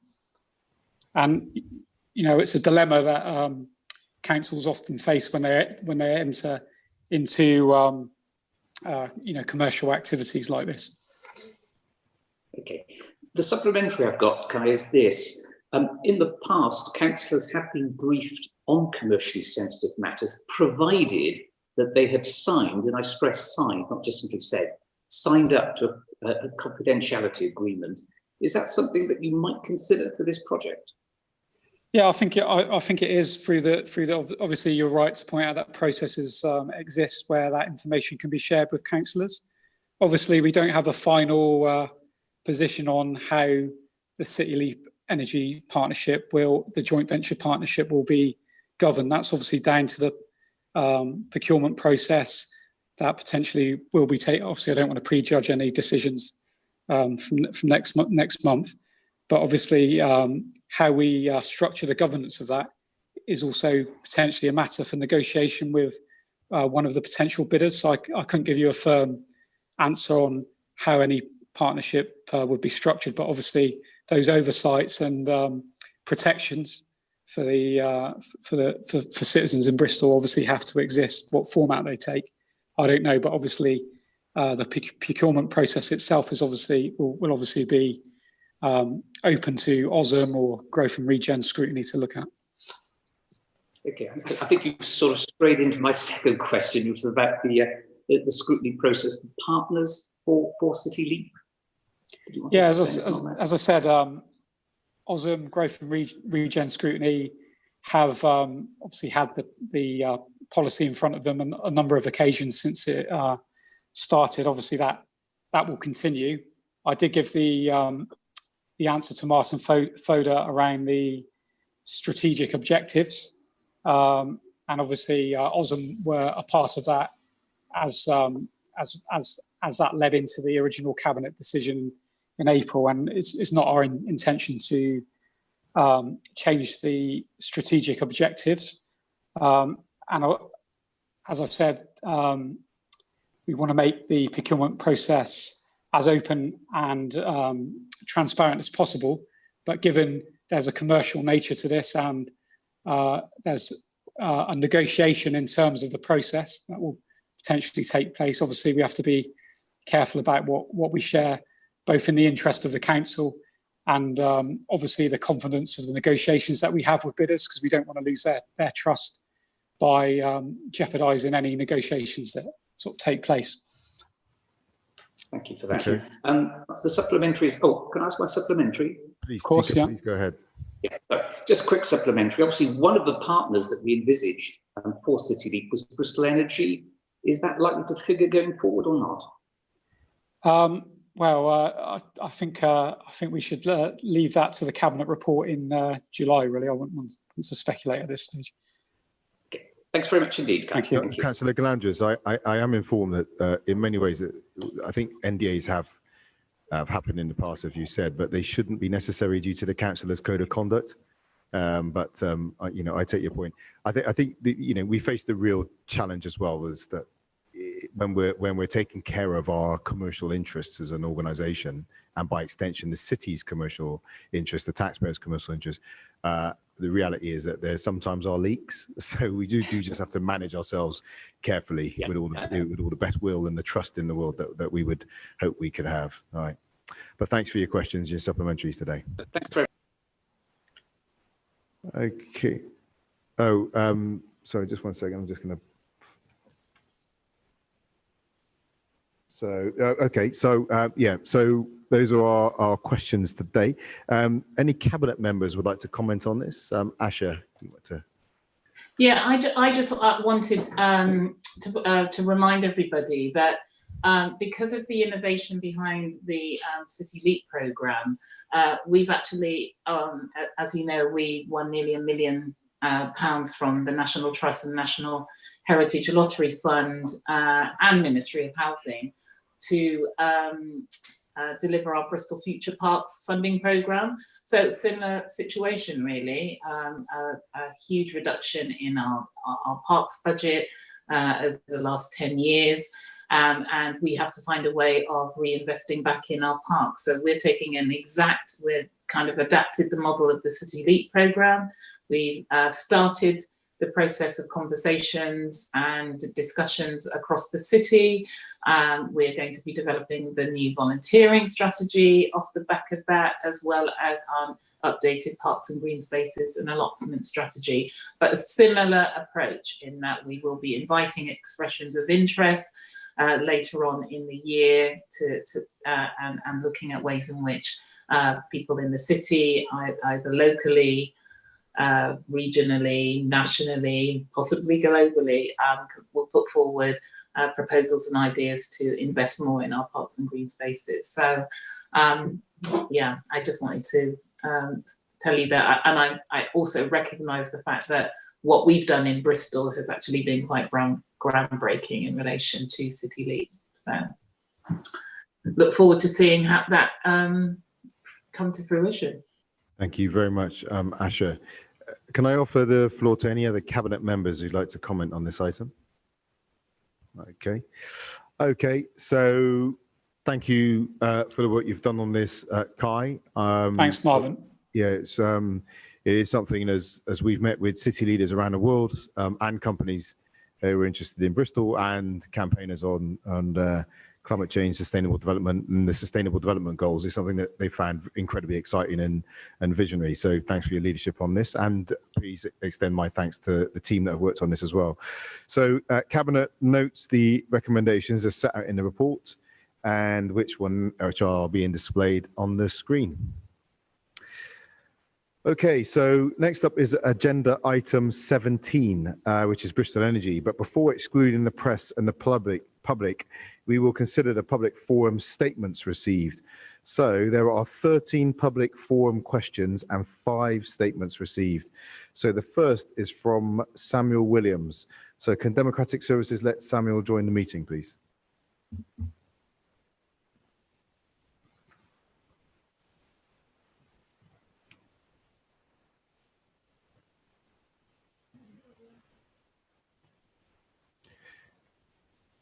Okay, are you with us yet?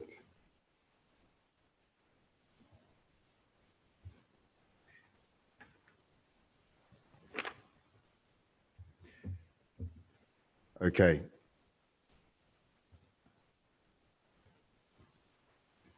Okay, thanks very much for joining us, Mr. Williams.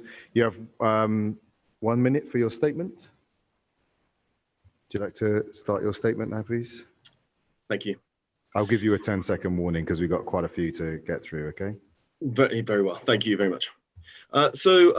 Even just a cursory glance at last year's State of Bristol report will show an average year-on-year increasing crime rate, with 33% of the population in most deprived areas fearing acts of crime and violence on a day-to-day basis. Hate crime up. It shows those not in education, employment or training is above national average. It shows air quality continues to be dangerously out of control, and life expectancy significantly worse than the national average.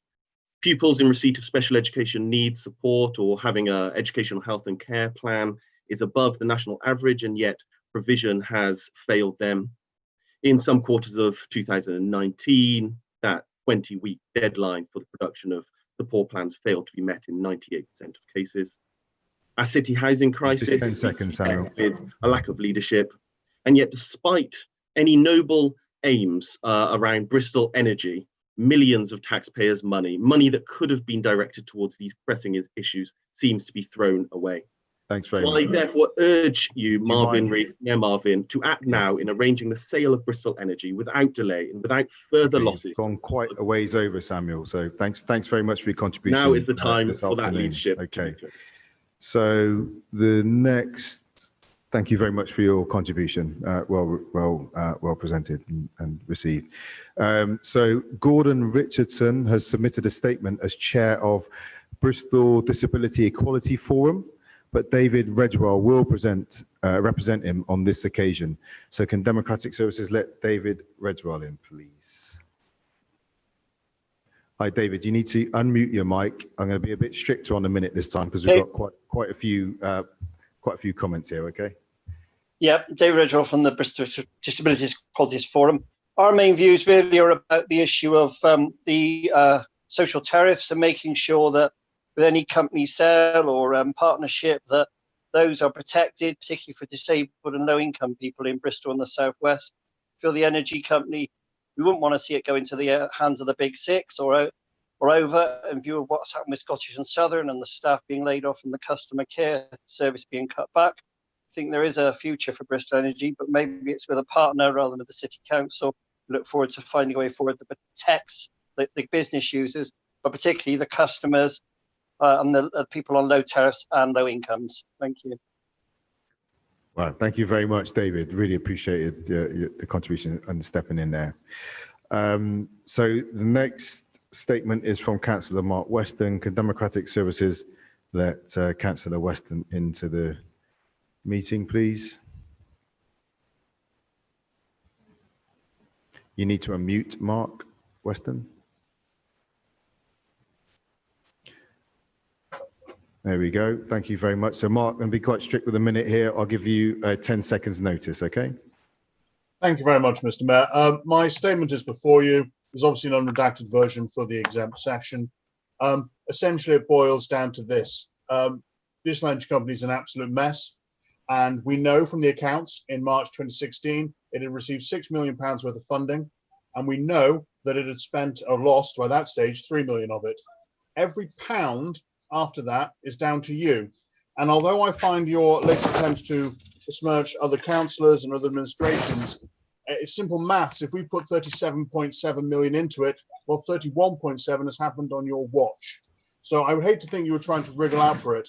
But I must say I'm extremely disappointed, despite the warnings, despite the assurances that you would be consulting and getting information out to the councillors. Too few councillors have actually seen the report that you're going to talk about today. I find that deeply disappointing and not at all transparent. Thank you. Okay, thanks very much. The next statement is from Tim Kent. So can we have Tim Kent join the meeting, please? So Tim, as I've been saying, we're going to be quite strict with the minute because we've quite a few people to get through. So if you'd like to start now. Thank you, Mr. Mayor. I thought I would make a statement to the meeting because I felt fairly unhappy that you weren't able to answer my questions at full council, where a full answer should have been given. I wanted to address the issue of money. I think other people have already addressed some of this. The £37.7 million has been committed of Bristolians' money into this company, of which maybe only 4 million or less had actually been spent before you took office. The rest, I'm afraid, is down to your administration. And a long, long time ago, you should have realised that the spending should have stopped. But as per the 2018-19 accounts, which were publicly available in the Audit Committee, it's become clear there are also current guarantees, according to those accounts, of up to £16.7 million. We obviously don't know the exact amount because just 10 seconds to go, Councillor Kent. So it appears that the exposure of the council taxpayer is up to £60 million. I'm afraid that's a total failure of leadership. Thank you, Mr. Mayor. Okay, thank you very much.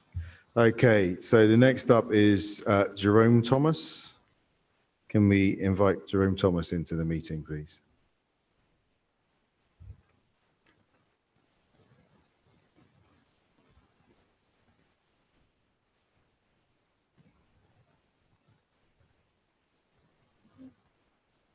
Okay, you need to unmute Councillor Thomas.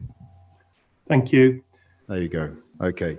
So a minute, Councillor Thomas, and as I've said, I don't know if you've heard because I don't know about the delay, but I tell everyone being quite firm with the minute. Okay. Okay. Good afternoon. I think my statement speaks for itself.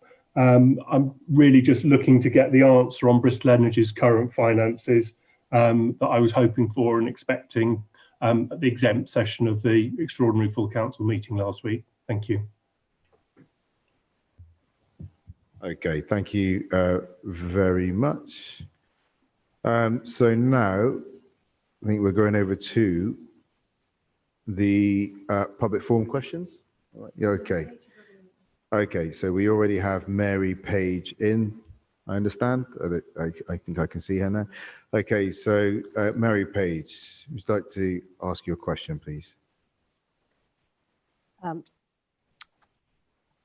Yes, there are, as usual, more items on the agenda than I, as a member of the public, are allowed to ask questions about because we only get 2 bites to do that.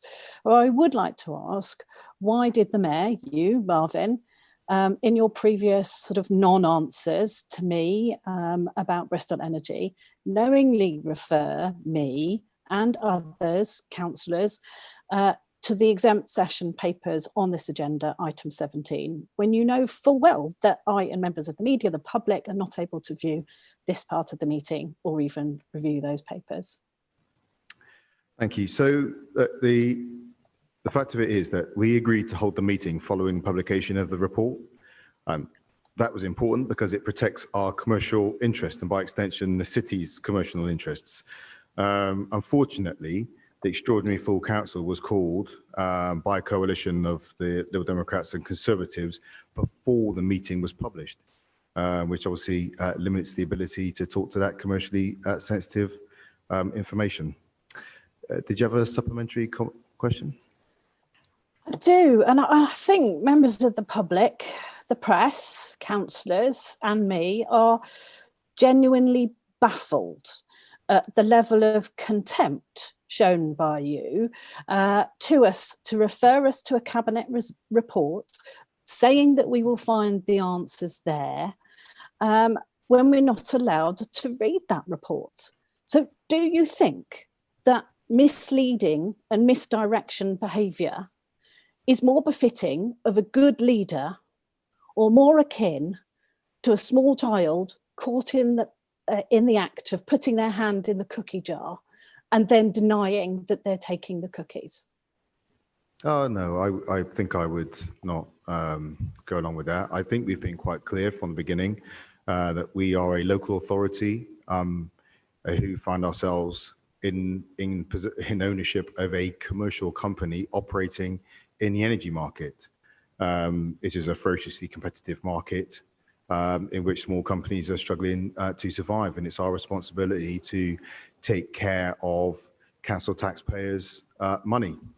And having inherited that challenge, we set out to make the best of it, and that means acting responsibly with commercially sensitive information, and it's pretty much that straightforward.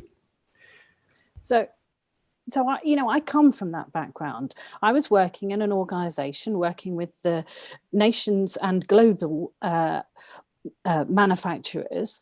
NDAs are commonplace, and I do understand that commercially sensitive information at times has to be kept away from the public eye. But just as everyone else has put before me, putting all of that money, £31.7 million on your watch, continuing to fund that Bristol Energy. Can you get to your question, please, Mr. That's like Jack in the Beanstalk, okay, selling off the family cow for a handful of beans, isn't it? No, it's not. No. What we're doing, as I said, it is pretty straightforward. And I shared with someone the other day, if we entered into a joint venture, the local authority and yourself, and it was a very, costly venture, and we started discussing sensitive commercial issues once a month in the full glow of the city and our competitors, you would probably raise some concerns about that. That's the situation in which we find ourselves in, a very costly, market to be in, to leave, to operate in, that is phenomenally competitive, and we have to manage our steps in there with great care. There's a short-term, popularity contest about sharing information, but it comes at huge additional cost to the city. But thank you very much for your questions. So let me move on now to Councillor Gary Hopkins.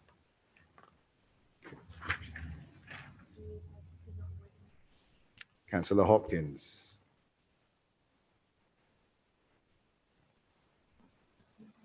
He's not in the waiting room. No.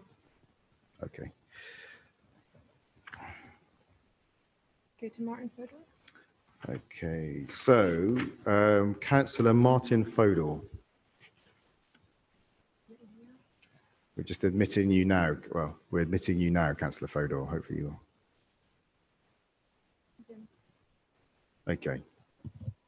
Thank you. Councillor Fodor, just for your own appearance, you might want to tilt your screen down a little bit and get your full view rather than just the top of your head. Thank you. Okay. Would you like to ask your question, Councillor Fodor? All right. Yeah. Sorry, unmute. Sorry. The thing I'm watching is, of course, some seconds behind. Yes.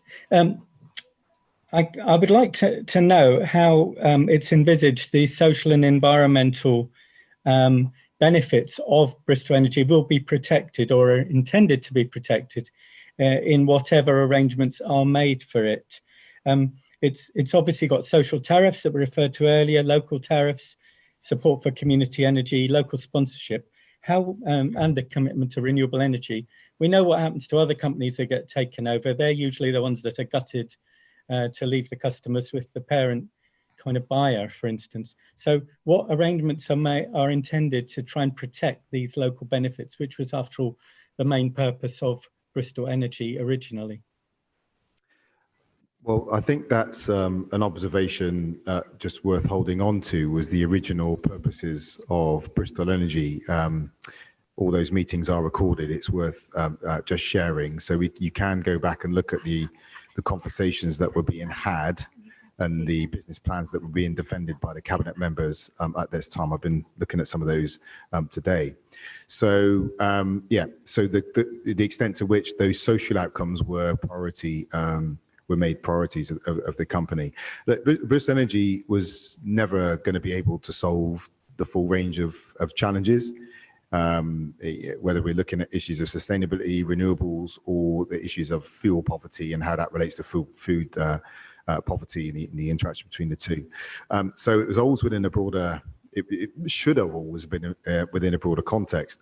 And that's the way in which we've approached it, which is why, as we've had quite a significant item on City Leap today, and as I shared with you last time, which is why we have been making the Sustainable Development Goals an explicit aim of our new spatial planning approach to spatial planning, house building, workplace, and the transport plans that we're progressing with the Combined Authority. And I will also share building them into the work we're doing with the Western Gateway.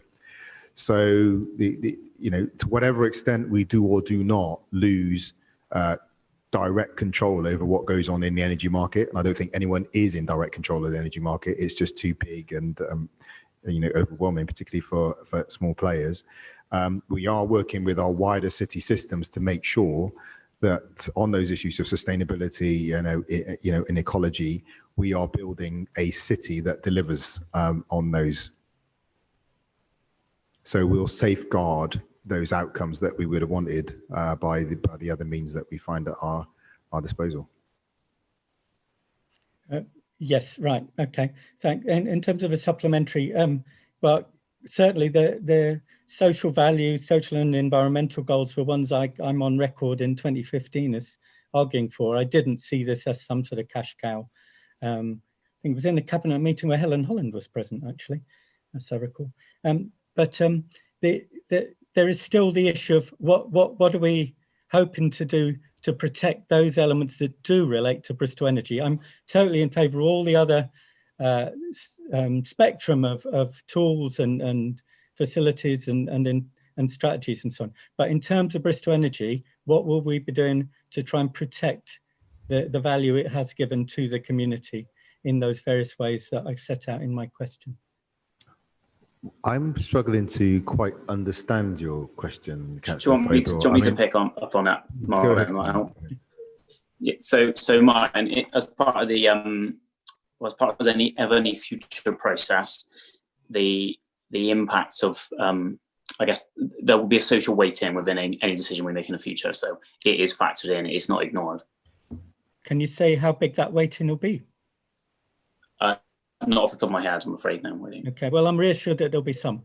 Okay, so thanks for explaining that. Thanks very much, Martin. You'll be welcome to come and have conversations outside of Cabinet as well to satisfy yourself and to make contributions over to the approach. Thanks. I've taken part in all the scrutiny sessions. Thank you very much. Okay, so next up is Councillor Jerome Thomas. You're already in the meeting, so you can jump on in with your question. Thanks very much. The other two questions which are down there, I mean, I think I have a particular concern about assets that might be going across to a purchaser of Bristol Energy without us as a city being clear about what we've already given to Bristol Energy in terms of council assets. Yeah, no council assets have been transferred to Bristol Energy. Okay, and in terms of any contractual arrangements that we might have in place that might enhance the value of Bristol Energy? Yeah, so it's worth including the council contracts for Bristol Energy for its electricity and gas applies to council-owned and managed buildings and innovation services to the City Leap programme. And we also hold power purchase agreements with Bristol Energy for the sale of this energy generated and the provision of feed-in tariff from the Avonmouth wind turbines and the Severn Road solar park. Okay, thank you. Again, if you want to come and talk more about those, please reach out outside of Cabinet. Okay. Okay, I will do. Thank you. Okay, so now we are back to Councillor Mark Weston. Mark, you're already in the meeting, so would you like to ask your question? Hello again, Mr. Mayor. At the meeting last week, which was held to discuss the company, you stated the best thing to do for members and members of the public was to bring their questions to Cabinet, where the latest report and its contents will be shared. Can you confirm what amount of public disclosure of this entirely exempt document has actually taken place? So, Councillor Weston, we are a local authority with a commercially sensitive company. We are inviting people to ask us questions and make their statements at this time.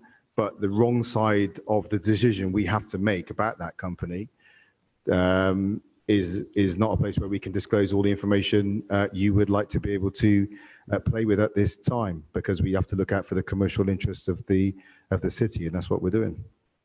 In that case, my supplementary is, why did you direct people to come to this meeting then? Well, Councillor Weston, I mean, your question is, you've obviously subtly moved your question on. That we've said this is a democratic forum. People can come, you can come and make your statement. This is where people can come and participate and make their wishes known. Look, so we are, and this seems to be a thing that you, I don't know if you're willfully or accidentally not quite engaging with, a local authority in ownership of a commercial company in a highly competitive market with high cost of entry, operation and exit. We didn't choose to be in the energy market.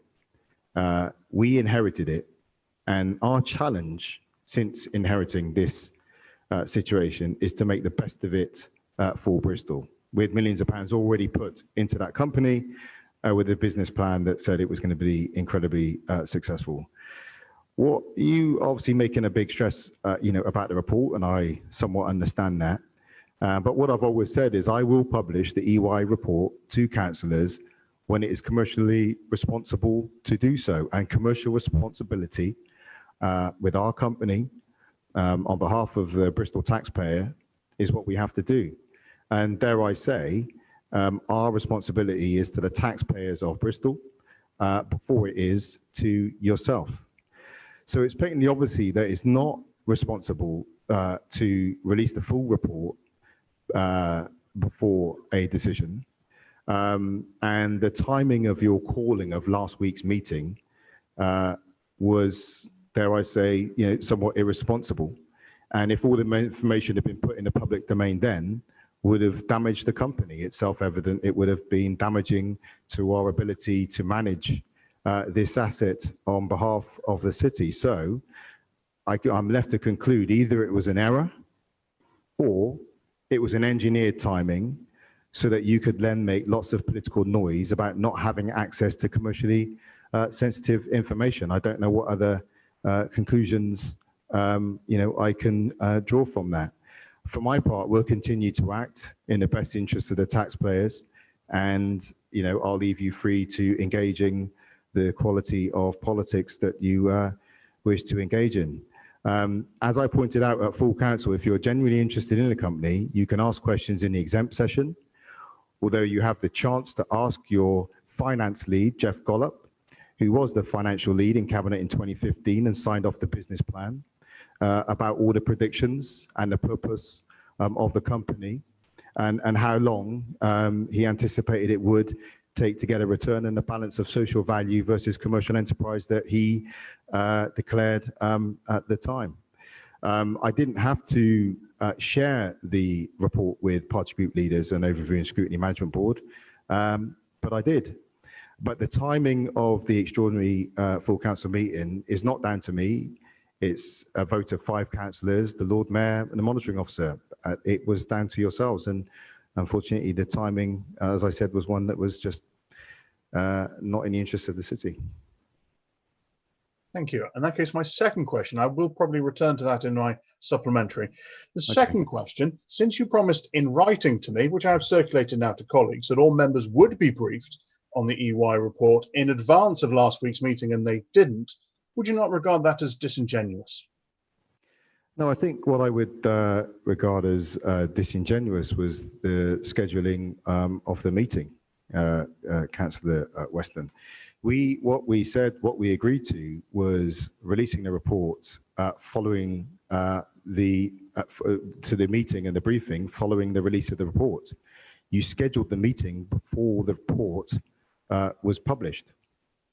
That is the problem. If you had actually entered into a constructive conversation rather than, which I could only assume is a hunkering down in the bunker, working out what your political strategy would be, if you'd have entered into a constructive conversation with the interests of the city in your heart of hearts, rather than how you could score some political points, then we'd have got the schedule correct.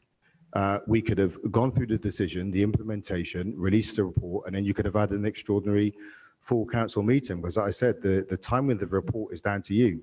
Either you mistimed, the time of the meeting was down to you. Either you mistimed the meeting or you deliberately scheduled it before the report was published so that you could continue to resurrect the narrative that you've been trying to play out for a year and a half of secrecy and withholding information and some, dictatorship coming up, which is an absolute nonsense. This is simply about the very practical realities of a local authority in ownership of a commercial company having to take decisions, operate in a commercially sensitive way, and it is as simple as that.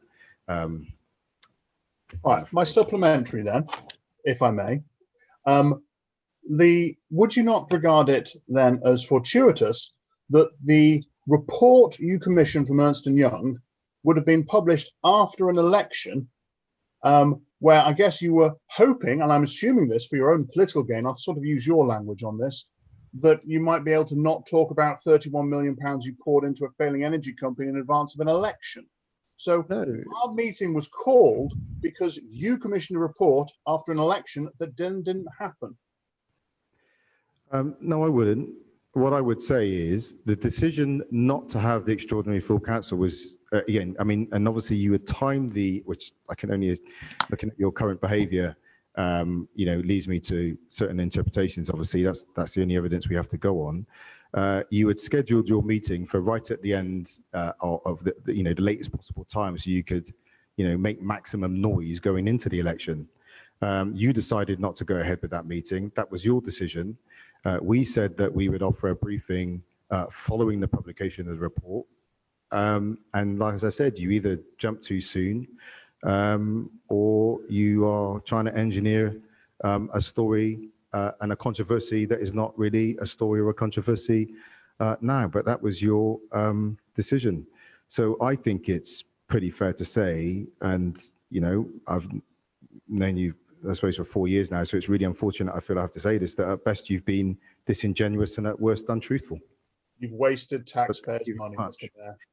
Okay, so let's go to our next question, which is Councillor Jeff Gollop. So can Democratic Services let Councillor Gollop into the meeting, please? Thank you.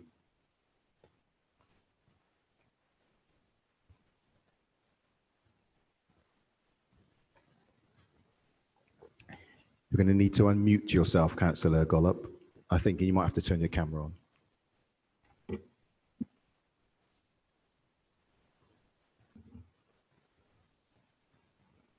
Good evening, Councillor Gollop. Would you like to ask your question, please? Thank you, Marvin.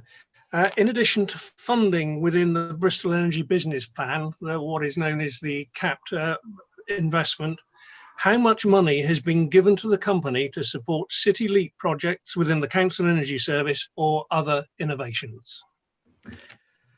Thank you very much. So on City Leap, Bristol Energy has been paid £1.2 million for innovation services for the City Leap programme.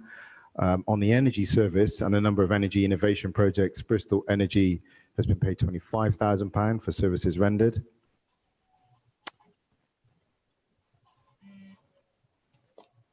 Do you have a supplementary question?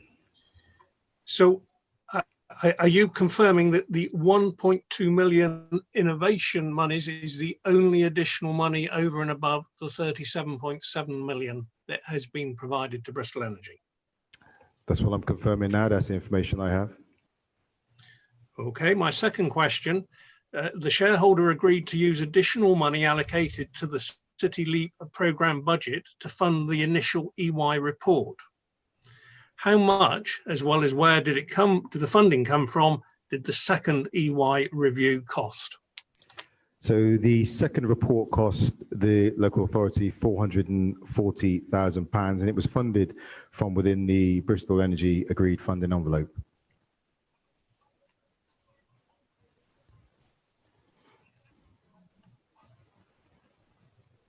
Did you have a supplementary, Councillor Goller? Yeah, I'm sorry, I was just taking a very deep breath. Can you just my supplementary is very simple. Can you confirm to those who are watching this that you paid £440,000 for advice to carry out what had previously been recommended by opposition councillors? Well, I'm not sure if I hold the whole premise of your question, but the second report cost the City Council £440,000, and it's within the funding envelope of Bristol Energy. See, one of the challenges that we face, Councillor Goller, is that someone signed us off, and I would say you obviously there, because I've been watching the film of those decision-making cabinets this afternoon, and actually defended the business case and defended the decision in the face of a number of questions being raised by Councillor Negus actually at the time about the level of risk the local authority was being exposed to, and some questions being raised by actually Jerome Thomas as I look back, and you minimise those risks, and also said that this decision should never go for call-in, and actually said that we should expedite the decision to get into the NGD business. Unfortunately, the energy business is like entering into the florist, is not like going into the florist business. It's incredibly expensive to get into, it's very expensive to operate in, and it's very expensive to get out of. We don't believe we had any more business going into the energy business than we have in building arenas for the city. High risk, incredibly expensive. That was another financial mess that we inherited from yourself as the lead for finance at the local authority, alongside the 30-odd million pound black hole we discovered in the Marvin, budget. can I interrupt you here? Because you began this meeting talking about courtesy, tolerance and respect. And you are now, while I'm sat in my own home, making allegations about me that you know I do not have the authority to respond to, and you will not allow me. That is not courtesy, tolerance and respect. That is dictatorship. That is totally immoral and totally unacceptable. Will you give me the chance to respond to your comments? I think, Councillor Gollop, that the language is quite high-flown, a dictatorship. I'm actually working with a mayor in another country at the moment who is at fear of her life and the fear of being arrested. So when you throw around charges like that, it's actually an insult to people. Marvin, if you name me and make allegations about me and refuse to give me the chance to respond. I'm not going to argue with you, Jeff. You speak. I just will not get into an argument with you. Go ahead, please. Thank you, Marvin. Because it is quite incredible that you, on every occasion, quote decisions taken in 2015. You proved with the arena that you could turn that decision round because you have absolute power within Bristol. You came in and you actually took great joy in championing the energy company and appearing at every opportunity to promote it. But what you did not do at any stage is identify the two issues that were part of its original aim, which is dealing with fuel poverty. Do you have a question, Jeff? Because now you're making a statement. So I just want to say, if you can get to, I asked you to give me a chance to reply to the allegations that you were making. We really need to keep order in this business. I mean, the reason I did share with you is because obviously with your party, you have been churning out a whole series of accusations. Even now, you're talking about my emotional state, that I've been taking great joy to do things. I think that takes some kind of claim of insight into my emotional state at any one time. That's beyond the pale. So you've used incredibly colourful language over the time, and I think you've repeatedly overstated your case about motivation, and you've totally ignored the part you played in putting this city in this situation, and I think that's pretty reprehensible. and dare I say, I think it's pretty disingenuous. And having How dare you tell me what I've ignored, Marvin, having developed a degree of without respect giving me the chance to reply. Okay, I won't interrupt you, Jeff, please. But having developed over time a degree of respect for you, it was just incredibly disappointing. But let's take this into the exempt session, and I'm sure the debate will not finish here. But really, thank you for your contributions today. Thank you. So, Councillor Richard Eddy next. Okay, Richard Eddy is not here. Okay, thank you. Okay, so Richard Eddy had the last question, but he's not with us. So I'm going to thank you, everyone, for being with us today and your contributions, for the statements, for the challenges and the questions. Really appreciated. We're now going to move to the exclusion of press and the public. This is agenda item 16, exclusion of press and the public. This report contains commercially sensitive information. Therefore, I move that under section 100A(4) of the Local Government Act 1972, the public be excluded from the meeting for the following item of business on the grounds that it involves the likely disclosure of exempt information as defined in paragraph 3, part 1 of the Schedule 12A of the Act. I want to explain why it is necessary to exclude press and public from the next part of the meeting, because it is not in the best interest of the taxpayer to undermine the commercial workings of a company operating in a ferociously competitive market. At full council, a Liberal Democrat campaigner and apparently an entrepreneur asked me what I would be willing to sell the company for. This just really illustrates what's going on politically at the moment. Please just imagine if I had stated a figure publicly and undermined any ability to negotiate such a thing on the city's behalf in the future. So this is why, as an organization, it is important to tread the line of transparency and of protecting the commercial interests of the company. I think it highlights just another reason why. We do need this to be understood. I think most of our councillors do understand it in themselves when you talk privately. I just hope that we can get beyond silly politics with the issue. If they don't understand or are playing politics, either way, I'd say they don't deserve to be trusted with local government finances, which are your finances and members of the public. I just want to say a few things just in response to some of the councillors' statements. And there may be some repetition from points I made earlier on, but forgive me for that. So the interesting thing about making decisions at the council is that all of our decisions are recorded. In fact, the cabinet decisions of the 3rd of February and the 6th of July 2015 were videoed and can now be watched on YouTube. So if people want to watch these back, you'll see the cross-party cabinet, Lib Dem cabinet member holders support the culmination of work they started in 2010 to create the company. Councillor Jeff Gollop, the Deputy Mayor with responsibility for finance, sign off Bristol Energy's business plan and champion it to the city. All the parties, including the Liberal Democrats and the Conservatives with the former Mayor, set this company up and signed off the first £15 million business plan. None of those people have since come forward to tell us to sell off the company, but our options when we took over were three. We could close the company down. With the inevitable kick and screaming we would have from those opposition parties who set it up, saying we'd done that prematurely because the business plan was predicting a very successful company.